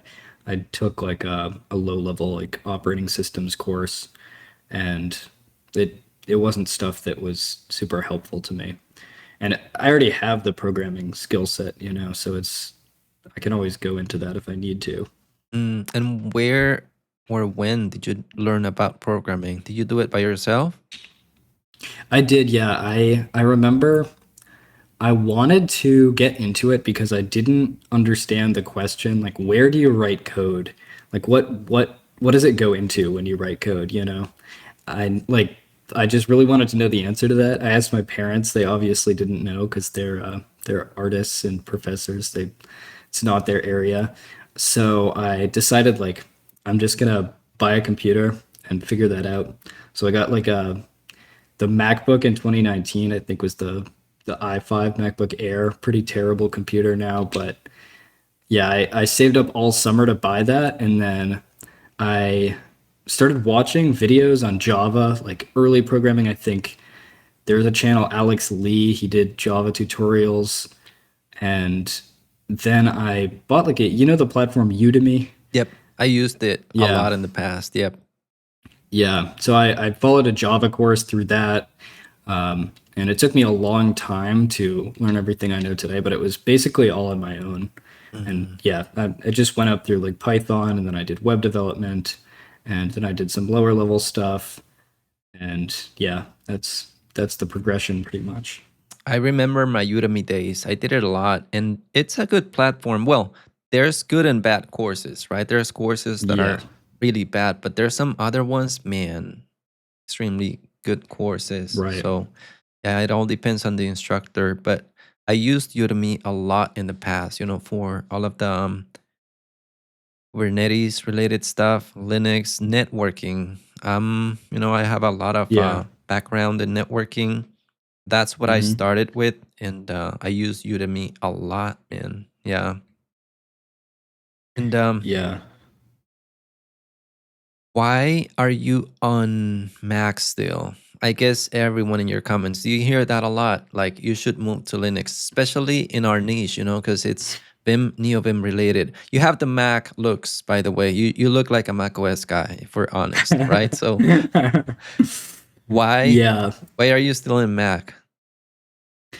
Well, I made a video about it a while ago, and I've gotten less comments since then, but it basically boils down to I grew up on the hardware. Like, that's the computer company my whole family used, and I've always seen it as like the academic computer. It's like the computer of higher education. And so I was just like, I actually remember my friends when I was saving up for my first computer, they all wanted me to play some game, and they were like, you should get a PC, you should get a Windows computer. And I like wanted to know how to code. So I was like, no, I'm getting a MacBook. Terrible deal, like $1,000 for a very weak computer, but I liked the aesthetic of it. And a lot of people like in Linux like roast me for that. Like, oh, you're so soy that you like Apple. Like, come on, just you should be supporting open source and stuff. And I totally get that argument. Open source is like it's a great thing for the world. The reason I'm still using it is the hardware is just the battery life and everything is just so good. It's pretty hard to beat in terms of like I've used ThinkPads before and they're just it's not the same at all remotely close. I could use a Linux desktop, I think, because I don't have to be on the move, but I need a lot of battery life when I'm traveling a lot. And I mean, there's also like all the video processing software. You can get FFmpeg obviously, and a couple like I think DaVinci runs on Linux, but I guess there's a lot of powerful video and audio software. And another thing is I mean you know this like you can get a very good workflow on the Mac. It is pretty much Linux Yep. in terms of yeah, it's like Unix based. The directory system's all the same, and it's got homebrew and most like open source pieces of software will run on Mac. You see like the options are Mac is usually first Yeah. because it's convenient for people to port to. There's some stuff I don't like there's certain things that are really annoying about the operating system, but you can customize it, I think, a lot more than Linux people think. Like they assume it's like Windows, it's shut down, it's all proprietary. Certain things you can't change, of course, but there is a lot that you can change. And you can get a very good workflow. And we have tiling window managers now. We have obviously Yabai and Aerospace and whatever Amethyst, the other ones. Pretty much everything you need in terms of a great workflow is runnable on Mac. So I don't really see the need to switch, but also so much of my audience wants me to. At that point, it's just like I might as well do it for the content. Yeah, I did that. I installed Arch a few days ago on a computer that I have back there.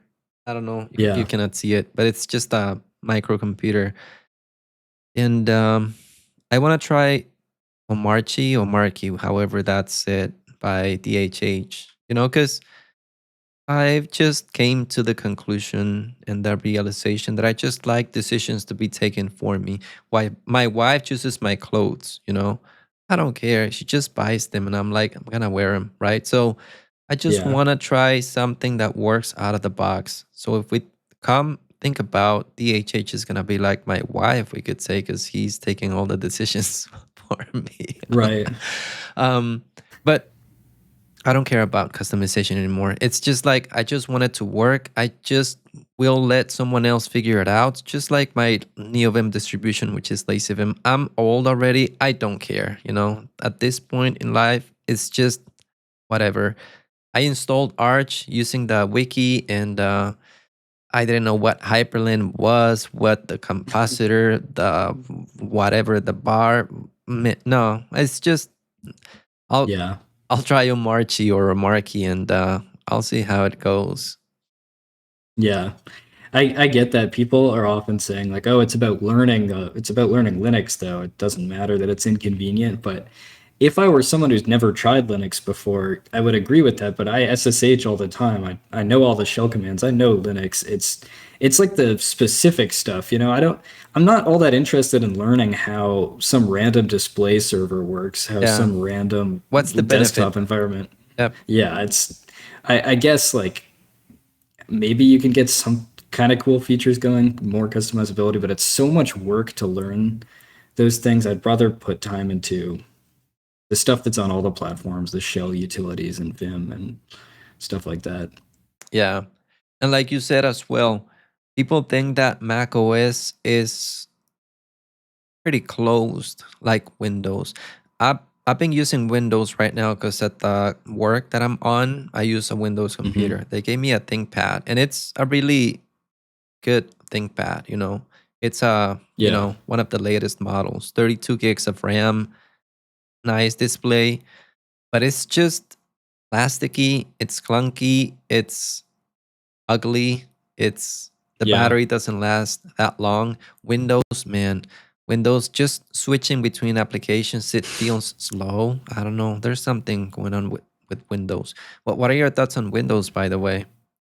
I hate Windows. I have to use it for work. It's terrible. Even if you install WSL, Oh man. it's not the same. Like everything is always breaking. You're trying to set up things. It's like the Windows side, the Linux side, it's like there's so many problems with everything constantly, and the interface is like not configurable at all. It feels so slow. It's not Unix. It's not the same.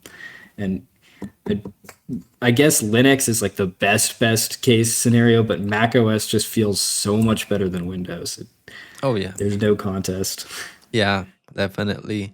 And I don't know what's gonna happen with me and Linux.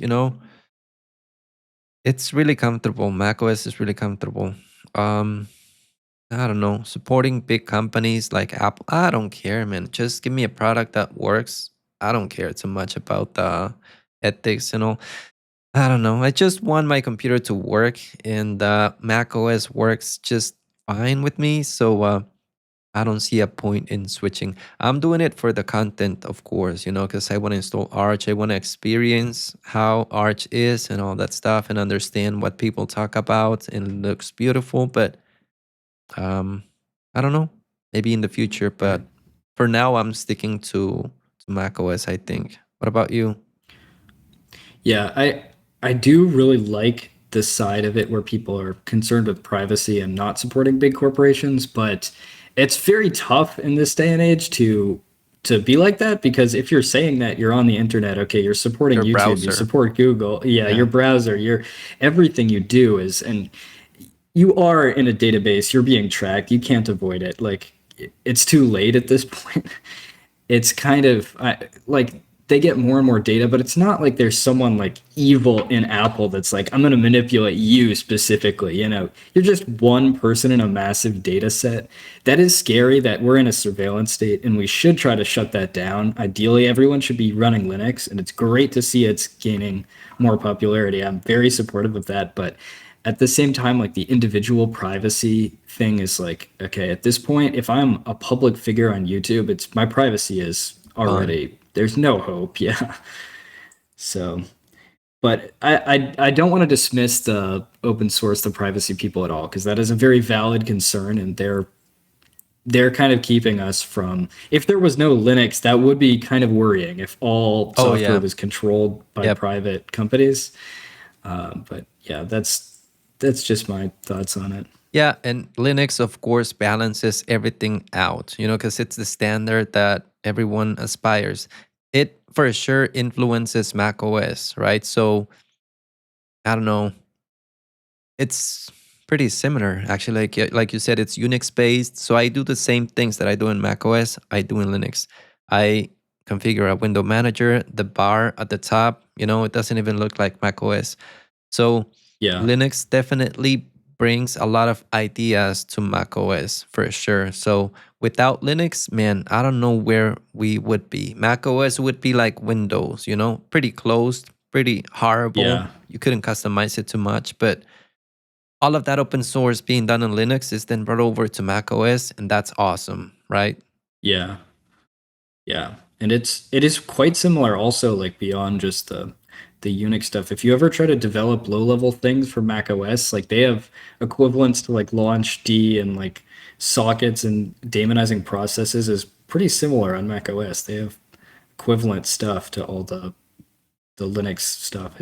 It goes down pretty deep. There's obviously some stuff that's closed and proprietary.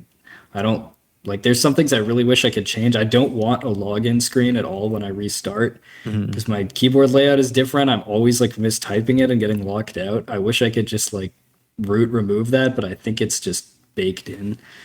But yeah, it's overall it's a solid operating system. Okay. Now, what do your friends think about, because all of your friends are in math, what do they think about your channel, your YouTube, and your passion for computers and all that stuff? Do they understand it, or they're like, what? There's I have maybe one or two friends at my school that like program and that actually know kind of what I'm talking about. One of them like is into Vim and stuff, and the other one is just a programmer not into Vim. They understand it, but I'd say I'm not really at a big computer science school, and 99% of my friends just have no idea what I'm talking about online. Like they just know there's a bunch of weirdos that are just really into this for whatever reason, and there's a market for it. But yeah, it is kind of weird sometimes. Like people say something to me, like, "Oh, I saw you said in such and such a video the other day," and I'm really surprised they watch my content because I think like, who would watch this if they don't know what Vim is? It would make no sense. So they watch it. Do they know you're popular then? Yeah, they do. I'm actually not sure because other than my very close friends that I talk about this with, like, it's mostly just a ton of people that I'm not sure if they're watching me or not. Some of them probably are. Some of them will probably watch this, but I don't know who it is. It's a lot of people I've met once or twice, but that now know that I'm somewhat of a public figure. And did Prime's reaction increase your viewers? Did you notice if it Yeah, went up it a did. lot? There was a jump. It wasn't crazy. I remember seeing it live. I was at work, and my friend Ethan Nizer. I don't know if you know that guy. He's like a crazy TypeScript wizard at Vercel. He messaged me that Primogen was reacting to me, so I like jumped out of work and I went and watched it. But it didn't take until he actually published the video before like a bunch of people found out about me. Mm. Oh, and did it Yeah. increase your subscribers? I think so. It's hard to say, like, because there's many different videos all at different levels. Like, I think it did. I'm not sure exactly by how many, but definitely there was more people coming in because of it. Okay. Now, let's debunk a myth. Maybe it's just a false myth, right? So Mhm.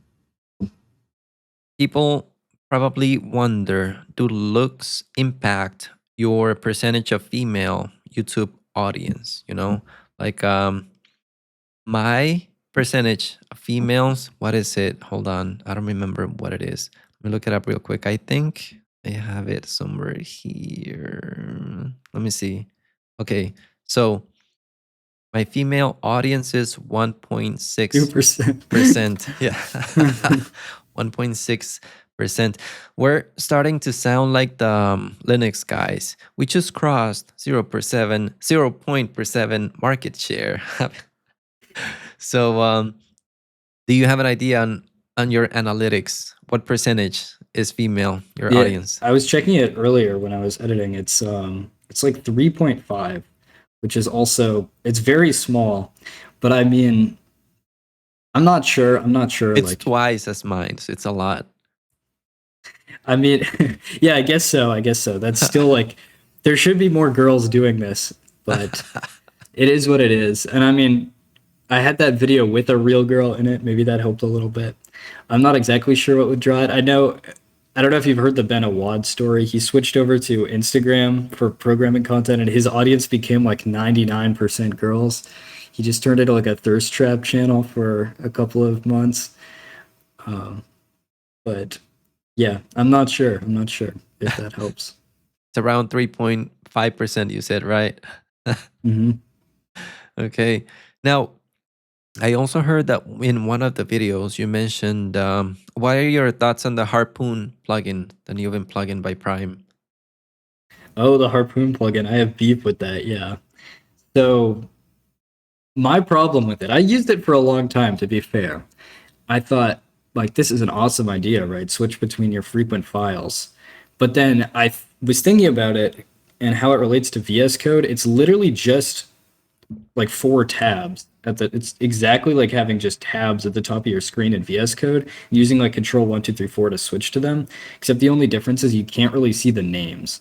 And what would happen with me is, like, I know you can show the names, but I'd always put in maybe 2, that I really like switch back and forth between a lot. And then the other two, I'd like always forget which one I put in the third and fourth. So I'd be like kind of spamming all the shortcuts to try to open them.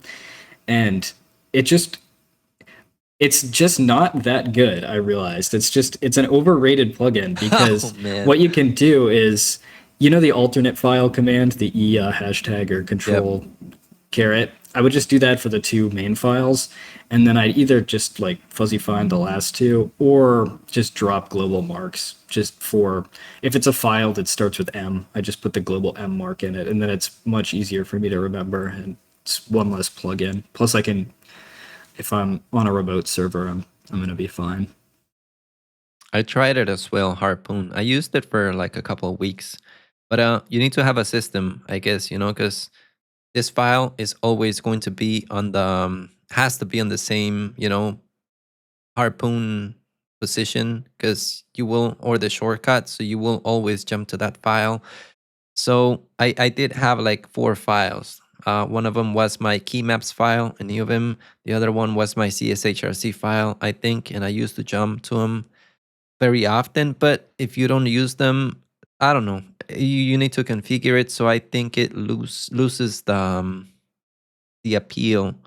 I don't know. Right. Maybe I don't understand it. That's what I think. I don't have the system to, let's say that the main file is always going to be this shortcut. This file is always to be this other shortcut. I don't know, but I just stopped using it.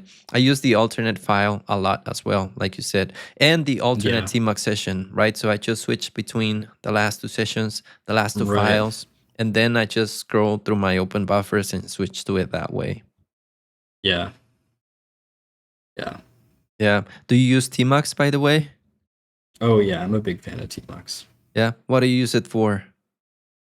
I use basically the Primogens workflow with the tmux-sessionizer.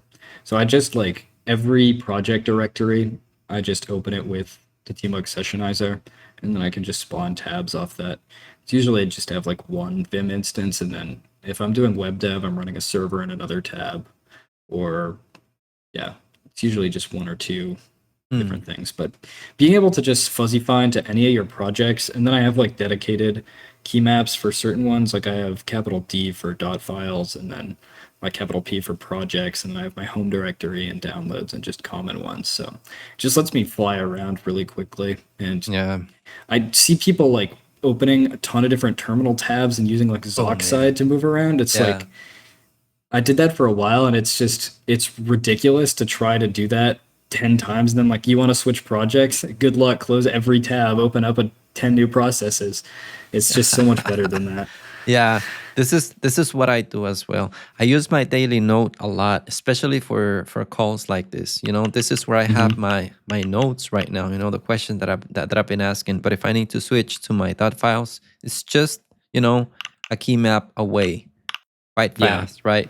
Go back to my daily note or go to my blog post, for example. Right, here's my blog post, and I have it configured so that it opens Neovim when I switch, and so that it restores the session, or to my home session. I have another one as well. The first time, of course, it's going to take a little while because it needs to open it, but after it's open, it's quite fast to jump to them, right? Just quite easily. So I guess you use it in a similar way, right? Yeah, it's also sometimes I randomly command Q my whole terminal, and if I wasn't able to restore everything with tmux, that would be really annoying. Oh, yeah, definitely. Okay. And do you want to demo something on your end? Do you want to show us something? Sure, yeah. Should I open a new tab just so I don't get an infinite? Yep. Let me know and I'll switch to your screen. Yeah, you should be good too.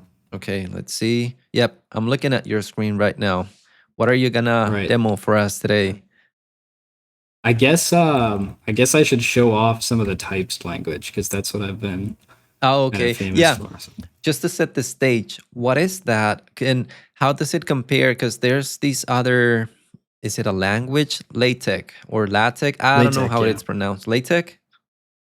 Apparently it's LaTeX according to the LaTeX Foundation, but everyone just kind of says they say all different things. It's kind of a pronunciation disaster. There's no one really follows their advice. People just say how they learned it. Oh, okay. So what are they? Are they like similars? Like LaTeX and Typist, are they languages that you use for writing text, or what are they? Yeah, they're really they're used most heavily in like academic math for writing textbooks and papers. At least that's what LaTeX is used most for. But they're basically like languages that compile to PDFs or images. So there are also other things that kind of do this. Like I know they're Puppeteer. No, not Puppeteer. Is it Playwright? There's one like thing on the back end that kind of does a similar thing. They can render PDFs. I'm not sure what it is. It's like a JavaScript package.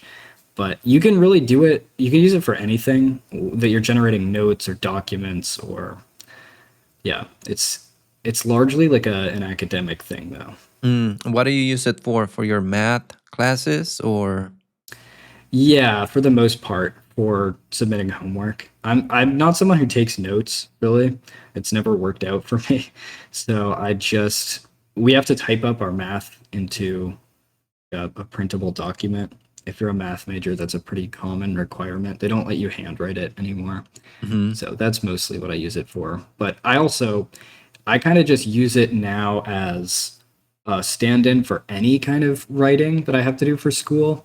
Because if you're taking notes that you're going to look at yourself or people in the computer science world are going to look at, right? Markdown is great and there's a lot of support for it.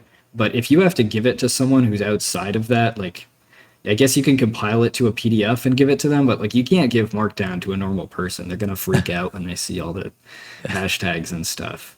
So it's like that, but you have much more control than you can do any kind of arbitrary layout rather than just mark down headings and links and stuff. But yeah, so that's I guess the basic intro. Here's a what you can do with it. So this package I have right here is just something I threw together in a few days as kind of a joke. And what it does pretty much is generate nonsensical math papers. So I have a little plugin called Typst Preview, which lets you just generate like a live web view of the document you're currently editing. So if I enter that, you can see it'll pop up this paper that's just browser rendered.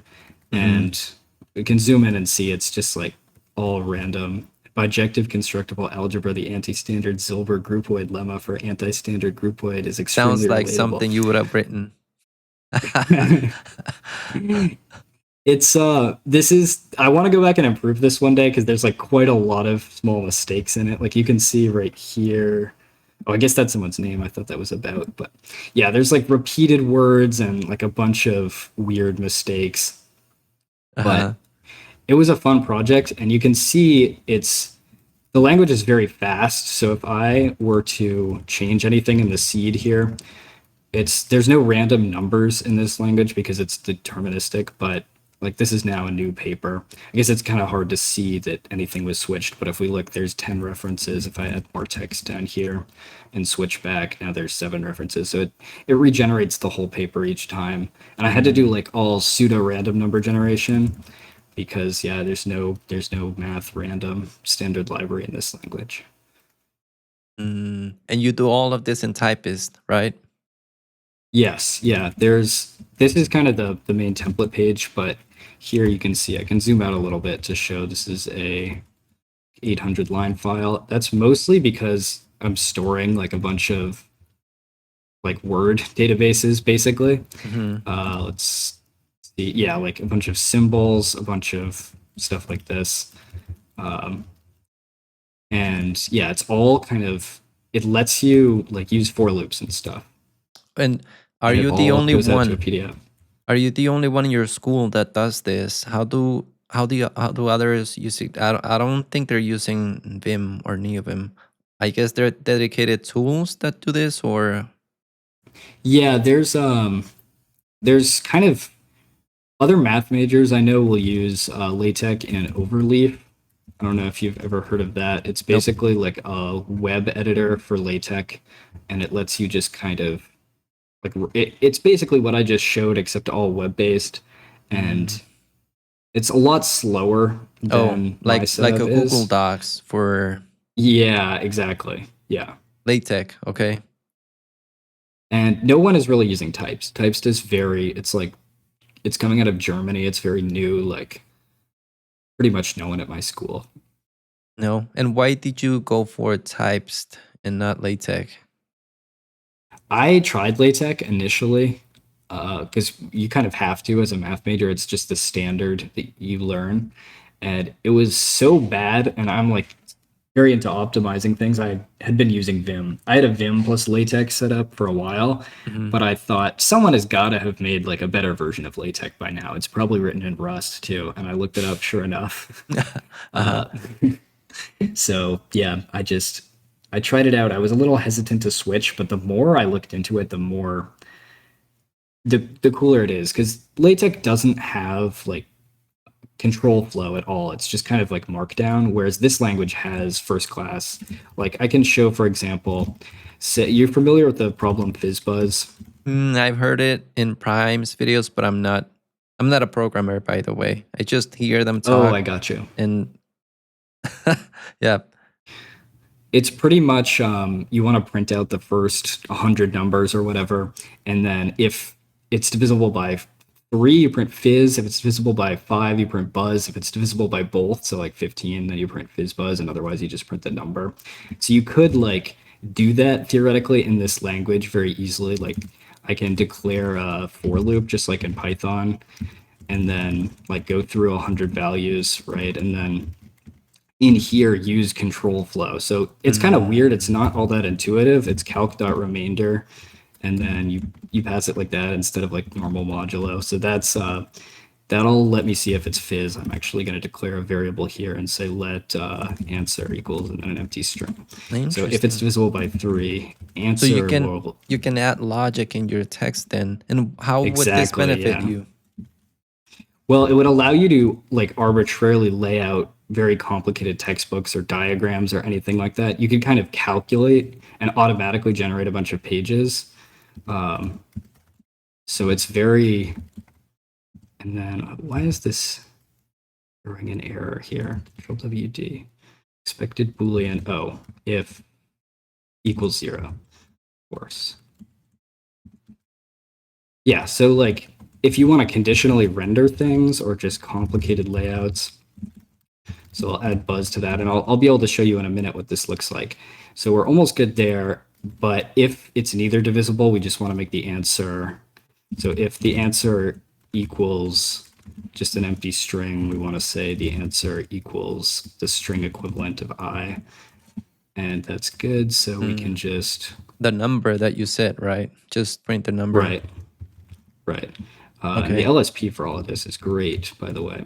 So then we're done with that, and we could just basically render in content. So I'm going to use what's called a box, and then in here just render the answer. Hold on. And what do now... you use for the LSP? Is there a Neovim dedicated plugin or language server or?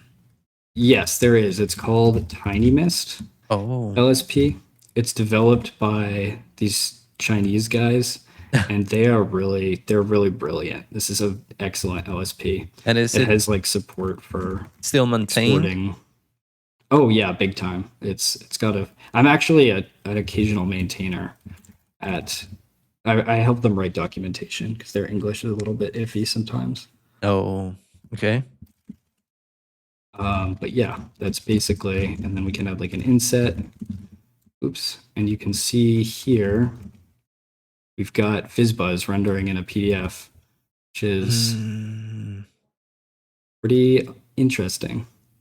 Oh. Looks like there's something weird about this. Oh, that makes sense. I accidentally used a 3 instead of a 5.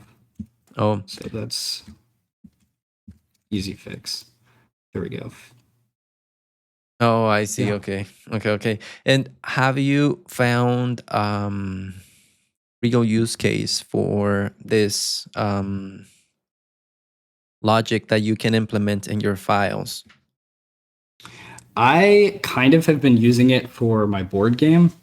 That's really like in shambles at the moment. I don't have any working solution, but for laying out like cards, like playing cards, because you can overlay a bunch of text and stuff, that's really cool. It'll be a lot more useful during the school year. It's definitely like a note-taking kind of math homework type language, definitely. But I can see also how people could use it to maybe generate sales reports or any kind of professional document, anything like that. Yeah, so you don't go out to another tool to do the math and all that stuff. You can do it inside the document, and yeah. Exactly. Yeah. And there's any kind of arbitrary math. You can also, what's cool is do styling based on like regex and stuff. So you can say show for regex of fizz. If we want to turn this green, we can say set text and then green. And then I'll do a global regex on the file and render all of those as green. And you could really do anything with this. You could transform it in any way you want, which is really powerful. And is this Typst more human friendly, the language itself? Because I did remember using LaTeX for math back in school, and to type a formula, it was a pain in the, Yeah. just fractions. I don't remember the exact Yeah, the syntax. backslash frac. Yeah. Yeah, it's bad. It is definitely. This is beyond the scripting, like similar to Markdown, you also have headings and stuff, so you can do stuff like that. Define headings with equal sign, which is a little weird. I don't know why they swapped equal sign and hashtag, but and then math is like, say that I want like a summation, I could do like that for the summation symbol, and then to get subscript, pretty easy. Like I could do n equals 0, and then to get superscript, let's say we want to go to n, you just do the little caret. Then we've got, that looks a little strange. I'm not sure exactly why. Maybe we need to surround in parentheses here. That, oh, there we go. Yeah. That's still slightly strange. I guess maybe multi-line math. I haven't done like a sum in a while, but you can also do stuff like, say, an integral. Check actually that my LSP is integral. Yeah. From, I don't know, 0 to 100, and then give you a nice. And then fractions are also, as opposed to the backslash, you can just do like a over b, and then it'll and that's it. A fraction. Yeah, that's quite cool. Yeah, it's exactly like you would think it would be. So super nice for typing out math. Would a professional writer, just like a book writer, benefit of using Typst? Do you have an idea, or is it more oriented to math people and people that need a lot of formulas and stuff? Oh, it's totally like for anyone, especially writers, actually. If you go to Typst, not Typst.app, I guess Typst Universe is a good source. You can see all the kind of plugins people have written for this. So there is like, you can see like quantum circuit diagrams here. So, I mean, this is like math people, but you can also... electronic stuff as well, right? Yeah, and like a lot of people use resumes, which is great because you can just kind of use a config file and plug in your stuff, and then it like auto fills everything into the resume for you. That's a great use for it. Yeah, and it's got great like layouting for any kind of, I don't know. I've used it also in the past for presentations because you can set the page size to anything you want. So you can just kind of auto generate, and you can see all they do is like type basically markdown headings, and it generates the PowerPoint presentation for you. Can you do like, have you heard about plant UML, like the diagrams? UML. Yeah. Like for what field is it for? It's let me show you here real quick. There's this thing. Am I good to go back to this tab? I don't want to. Hold on. Let me switch here. There we go. So right here, let me switch. It's just diagrams. Let me minimize this. Like class diagram, for example. Notice that they have examples here for classes. They have them listed here. UML related stuff, computer science. Gotcha. Yes, yeah. There is a package for that. I've had to do that in the past. Oh, So you can do that there as well, right? You can pretty much, there's one package that everyone uses called Fletcher that lets you draw anything, and people build all these plugins on top of that. And yeah, there's really you can pretty much do anything. I think maybe Fletcher's, yeah, it supports any kind of arbitrary diagram. Like there's a whole syntax for. Interesting. Yeah. There's a lot of stuff then. Okay. It can pretty much, and people have made like 3D games and PDFs with this. It's like capable of doing anything pretty much. Okay, so anyone then can use Typist. It's not just for math people, it's just for book writers, everyone in general then. Yeah, I never use anything like Google Docs anymore. I'm doing all my writing in Typest, and then I just, because you can export it to a PDF and it's really fast. You can send it to anyone. Oh, awesome. Okay. I switched to our screen. Do you wanna show something else in there? Neovim more. Is there anything you're like curious about in terms of my workflow, or I'm happy to talk about whatever. I was interested in that Typst because I've been wanting to learn LaTeX, but the small experience I had with it, I was like, no, man, I just don't like typing all these brackets or curly braces. No, it's just like, no. Yeah. But I do see the appeal, so it's quite nice. Let's see. If we need to share something on your screen, we can switch to it at any time. I had a question as well, because you're working as an intern at one or multiple companies. Has that benefit? Have you learned a lot of stuff from that experience? You know, working as an intern. How has your experience been? I definitely have. I'll say that it's a very different area than I worked in before. I've done a lot of math and a lot of kind of theoretical programming, and also I spent a lot of time on like workflow stuff, of course, too. But it's really what we do there is like a lot of DevOps. It's like a lot of Docker and just kind of standard setting up fast APIs, setting up AWS infrastructure, setting up all that kind of stuff. It's like the same thing over and over again, the same React templates, the same stuff. I don't love it, to be honest. Like it's not something I want to do long term because it seems like it's something that AI can replace, that kind of work that's so repetitive. I wish I was doing like more deep down server architecture. That would be cool. But I'm also working as like a researcher on vascular surgery. And that's like we use a supercomputer to train an LLM, or not an LLM, but like a conventional neural network, I guess.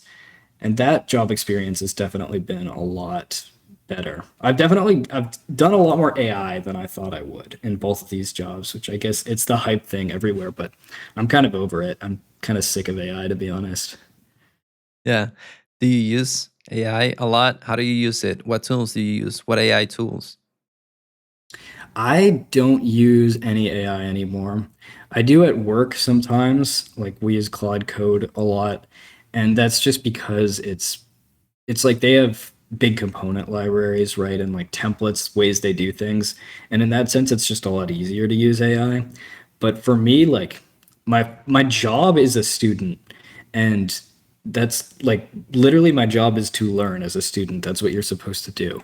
And people who are using AI very early in their career to try to get ahead, like you are not a startup founder, you're not like an engineer yet. Your job is to become one, and people doing that are just absolutely depriving themselves.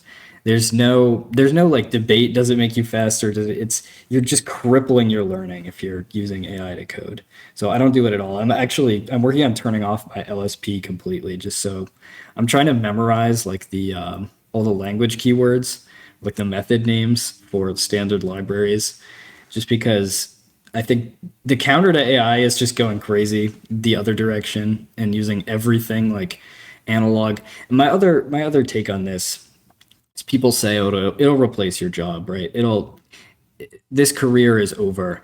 And even if that happens, like let's say best case, we get super intelligent AI and it replaces all of us, like then what do you do with your life? Like people say like, oh, it'll save us so much time. We won't have to do stuff. We can get back to problem solving. Like if all your problems are solved for you, like what are you going to do? Go jerk off for the rest of time? The best part of your life is figuring out problems. Even if all problems are solved, I'm still going to be working on Vim stuff because that's just what I enjoy. Like we're just going to sit there like watching content and doing nothing forever. It doesn't matter. Even if the career is over, I don't care. I'm still doing it the old way because what other purpose is there in life? Yeah. I mean, yeah, good point there. I don't know, man. It's complicated, but yeah, if you're trying to learn and if you're using AI, it's just definitely not worth it. Do you still use Udemy to learn stuff, or you just left that in the past? I kind of left that in the past. I don't really, because now that I'm in school, right, that's like Udemy, but you're paying like ridiculously over the top amounts of money for it. And yeah, I guess I'm just in a different stage of learning. If I wanted to learn another language, would I use Udemy again? I'm not sure. I mean, I got that course for like $10 on sale. And when you do that, it's good. It kind of commits you to going through the whole thing when you buy it. But I don't know. Now when I learn stuff, it's usually through YouTube. Yeah. Yeah, definitely. Now, what are your thoughts on Neovim distributions? Distro or no distro? Your own config. So I started off using a distro. I started out with Lunar Vim, I believe. And my problem with it is I kept trying to change things about it. And when you're using a distro, there's like a weird extra configuration layer, where like they've Yeah. defined their custom setup for everything. So you're going through like a weird other API. And that's not inherently super bad, but you try to Google something about how do I fix X No. issue, and now you're looking for like the Lunar Vim issues on GitHub, and it's like just impossible to fix anything. Yep. So yeah, after a while, and I felt kind of bad. I was like, I'm not fully understanding this as much as I could be, and so I decided to just go like plain write my own configuration. And watching a tutorial from the Primogen, that's how I did it the first time. It was not as hard as I thought. I was like very intimidated by it, but when you write the whole thing yourself from the ground up, it's only like 10 files or something, and if you're writing it by hand, you then understand every line, and that was huge for my configuration journey for sure. Yeah, I'm still using a distro. I'm still using LazyVim, but I 100% agree, man. The first days when I needed to modify something, even if it was really small, man, took me a long Yeah. time. The smallest thing, if I wanted to do something with WinBar at the top, man. But Yeah. yeah, pretty tough. What do you use to push to version control? Do you use LazyGit or what? Yeah, I use LazyGit. I'm kind of not sure. Git is something I haven't put all that much time into compared to Vim at least. And I kind of feel like I should put more time into it because I use LazyGit. It's okay, but I'm not a master of it, I know the basics, but there's other things. I feel like I could either spend more time configuring and learning LazyGit, or I could find some other plugin. There's like an endless amount of them. There's some built into Vim. There's Git UI. And yeah, raw Git. That's a great point. I do raw Git a lot of the time. Like if you just git commit -a for the add, it's pretty ergonomic, honestly.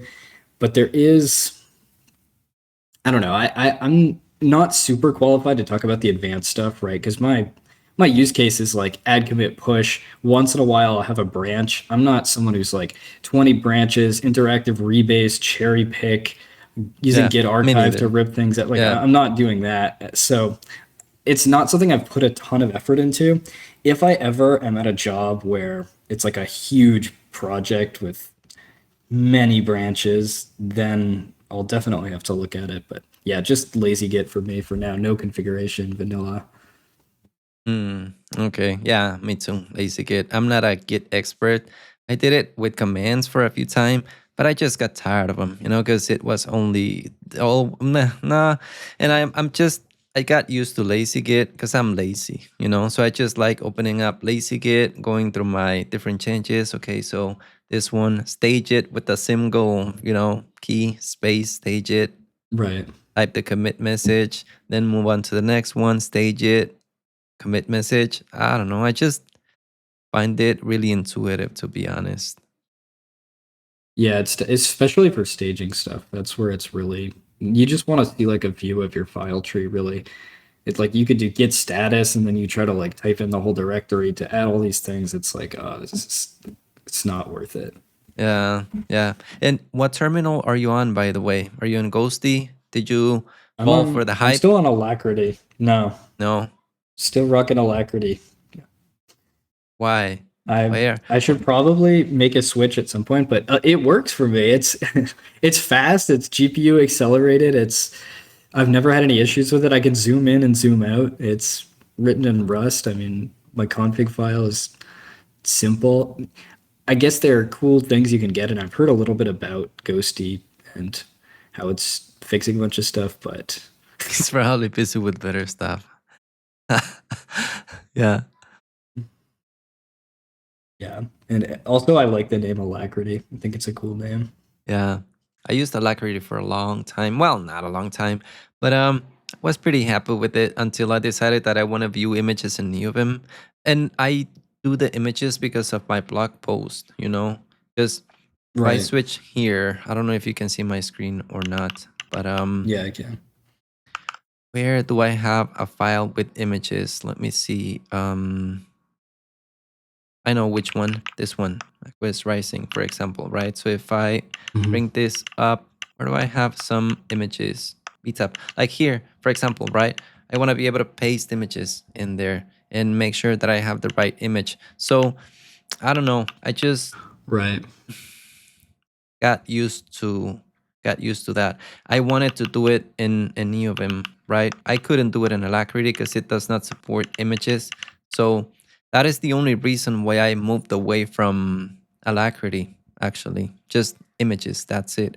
Because I like the Right. simplicity, I don't like tabs. I don't like I don't like tabs. I use tmux, so I do everything basically in tmux. But yeah, just precisely for the ability to viewing images. That's the only reason I switched to, what was it, Kitty, which is great.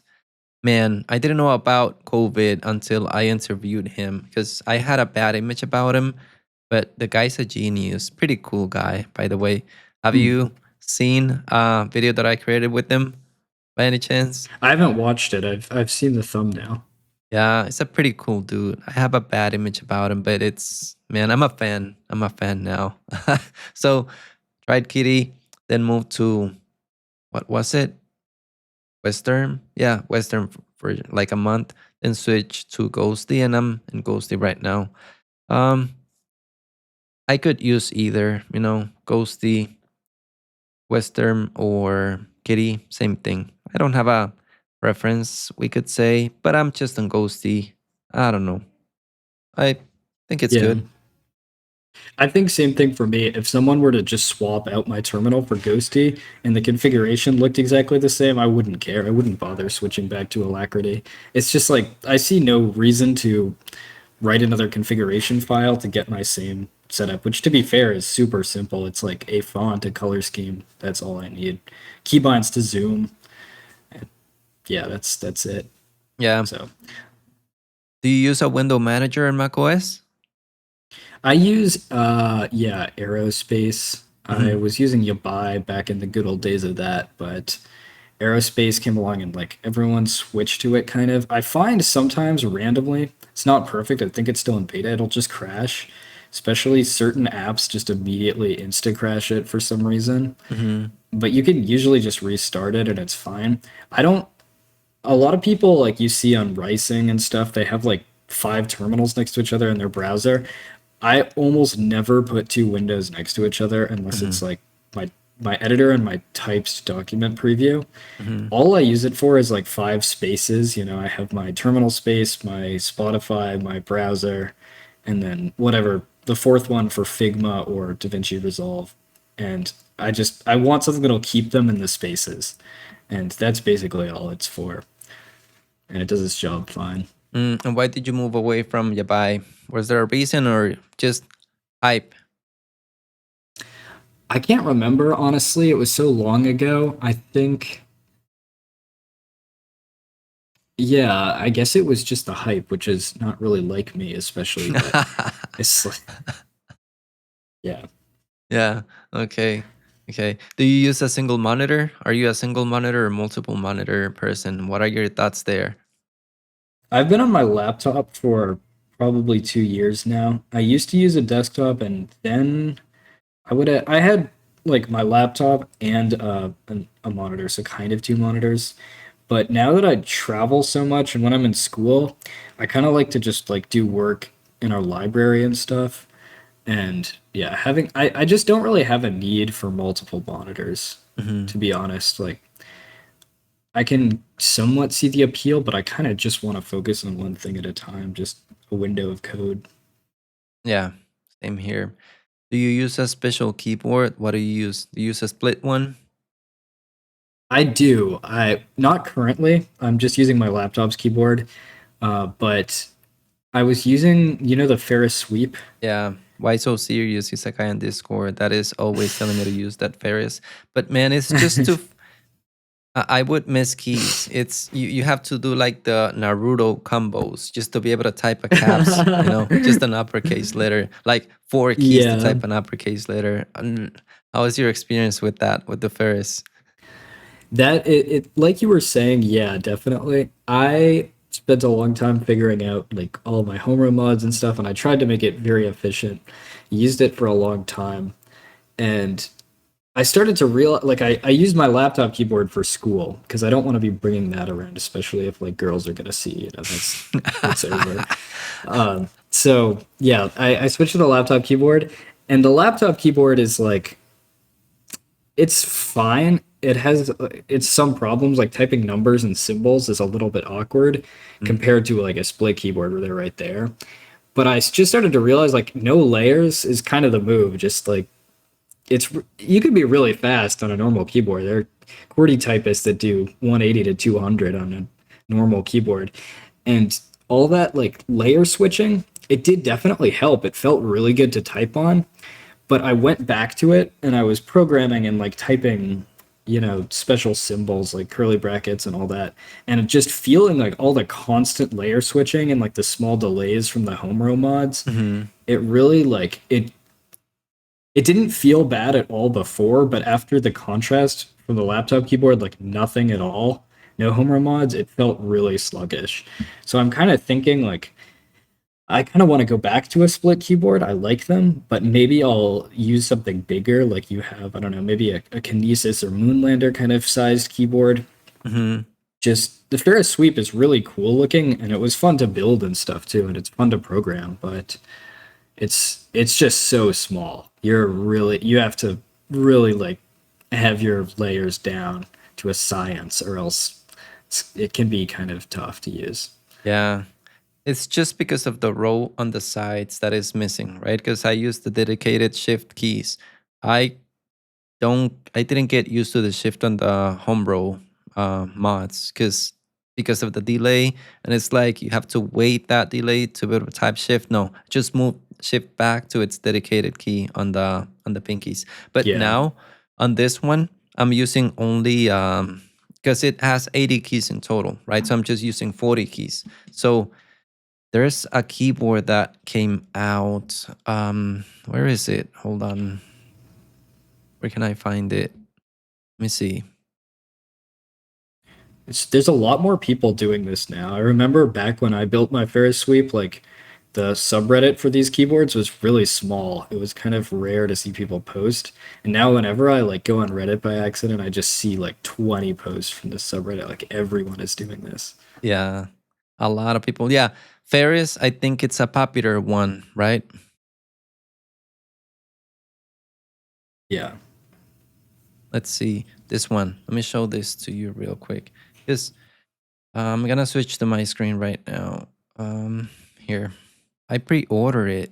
Can you see Oh, it? I feel like I have seen that. Yeah. Yeah, because it has the keys that I need on the side here, right? For my pinky. I'm using just 40 keys in total. This one has 42, whatever. So I'm not gonna use one of these in the thumb. I'm just using two in the thumb. And why? Because I have the exact same layout on my MacBook keyboard, right? So I'm using the space bar and just two keys on the MacBook keyboard, the ones next to the thumb. So the left one is backspace and the right thumb is enter on my MacBook, Hmm. the built-in keyboard, right? So I have the same experience on the MacBook keyboard and in the Glove 80, but I have too many keys now. I need 40 and that's it. I've been using 40 for like a month now. I got used to it. So I pre-ordered this one and I'll see how it goes. Because I just don't I miss my small Apple keyboard and Yeah. it was soft. It was fast on that keyboard, you know. And the Glove 80 is mechanical. The switches are taller. So I just look at the difference, and this one is quite flat. So I want to test that out and see how it works. See if it's any better. Yeah, I'm curious to see because I really like the MacBook keyboard switches. They're just really fast. Yeah. The external one, that's the one that I like, the Magic keyboard switches, man. Mm. So this seems like a good option. It doesn't feel like a MacBook keyboard, they said, but I will not know until I try it out. You use QWERTY? No, I use Colmac DH. Oh yeah, why? It was like a while ago. I had already done Vim and stuff, and I thought, I guess I probably saw a YouTube video. Like that's usually how it goes. I'm not Mhm. exactly sure why, but yeah, I remember I had been thinking about it for a while, and I was like, okay, I learned Vim. That's really hard. I can definitely do this. And it'll probably be, it'll pay off in the long run. Mhm. And so I did it in 2 days actually. Went from 0 to 80 words per minute Oh just by really? practicing. Like, yeah, really, really hard. Yeah. So Mhm. I switched right over. I actually pried off all my MacBook keys on my old MacBook and rearranged them, which was probably not smart at all. That totally voids the warranty, but I don't really care. I didn't do that on the new one. I asked if they would do it, and they said, "Hell no, we're not doing it." Uh-huh. It doesn't And matter. I don't look at the keyboard. yeah, and how do you feel when you move to a non-Mac keyboard? Do you find it really difficult? I never use a non-Colmac keyboard. I never have to. No? I like at my job, like it was set up like that. I just immediately installed what's there's a Windows version of like Auto Carabiner hotkeys, I called think, or Auto something. Hotkey. Yeah. Yeah, yeah, yeah. And I think a lot of people kind of oversell it. They're like, these keyboard layouts, the ergonomic ones, they're not going to make you crazy fast, but they do feel very comfortable. Like you just start typing words and it just feels correct. It's like everything is right where it should be. Mm. So, okay. Makes it more comfortable then. Okay. Um let's Yeah. see. Moving on to the final topics that I want to discuss, are there two bands that you would like to recommend or that you enjoy listening to? Oh, that's a great question because there's just so many out there. I listen to so many different kinds of music. Um, I guess I also kind of consider it like I don't want to recommend mainstream music because they already have enough promotion. You know, Yeah, I and feel you're like a I should give it to the contrarian. small. You're a contrarian, so Yeah, of course, right? yeah. Um, Recently, I guess I have a friend who's really into like psychedelia kind of music. Um, and he gave me a recommendation from a guy called Mr. Finn. Was an album. Not sure what the album is called. I know is the title track is called Lucid Lucy. It's just like it's psychedelic like Australian guitar. Very small on Spotify. He only has a few thousand monthly listeners. But yeah, just an absolute excellent, excellent psychedelic music. Mm-hmm. Okay. And I guess the other one is my friend and I are really into like the traditional music of the Quebecois people, like the French Quebec. Um, and there's one band called Le Vent du Nord, which is I guess translates to the North Wind, Wind of the North, and they make also really good music. I think my friend and I every day when we went to the gym, we'd listen to these. We probably like top 0.001% for Le Vent du Nord. So I would say them. Okay, awesome. And are you into movies by any chance or no? Not hugely, to be honest. I don't watch a ton of stuff. Like I especially stuff that comes out now. Like there are definitely movies I love, but any kind of thing in like Marvel or any big Disney kind of thing is just like I cannot palate at all. Oh, Like, yeah. yeah.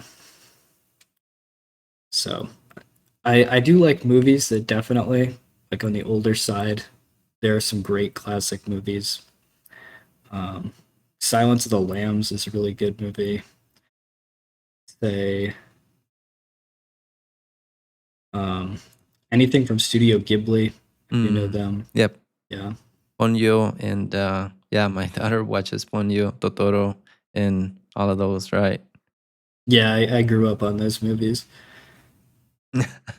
Yeah, awesome. Are you into video games or not anymore?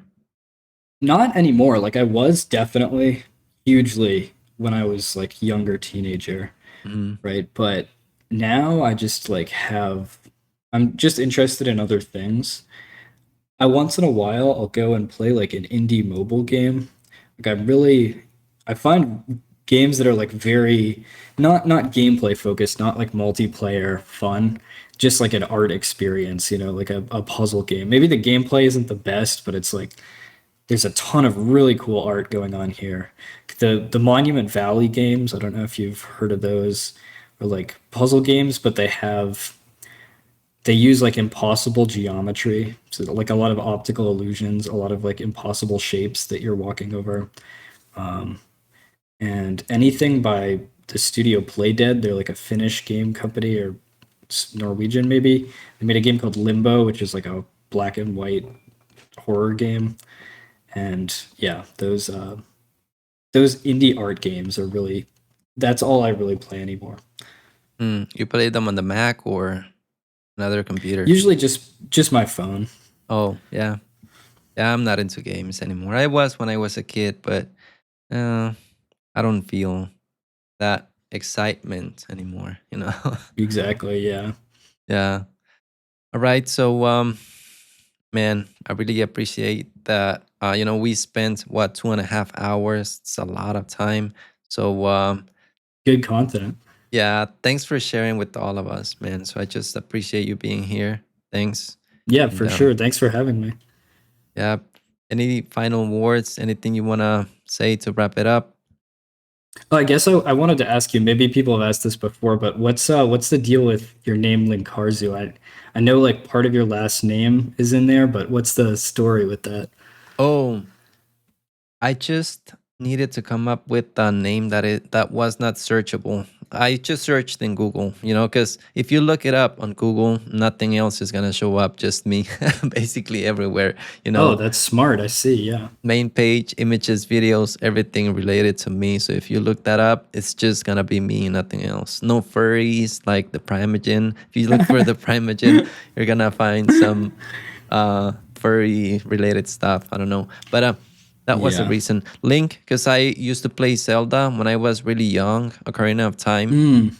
So I was like, what words can I use? What can I use before my last name? And that just came up and I just used it. But was basically because of that searchability. Yeah. Wow, that's smart. I didn't even think of that, but I guess my name is weird enough that I'm pretty safe. Yeah. What happens if you search, let's see, Sylvan Franklin? If I search here in Google, what shows up?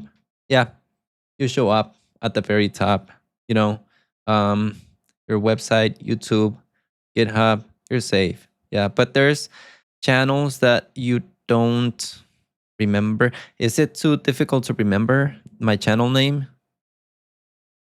Not hugely, no. I think it's pretty unique because if it was hard to pronounce, then it would maybe be an issue. But those are all like syllables that are pretty like it jumps out to me. I always thought it was a cool sounding name. Yeah. Yeah, I appreciate it, man.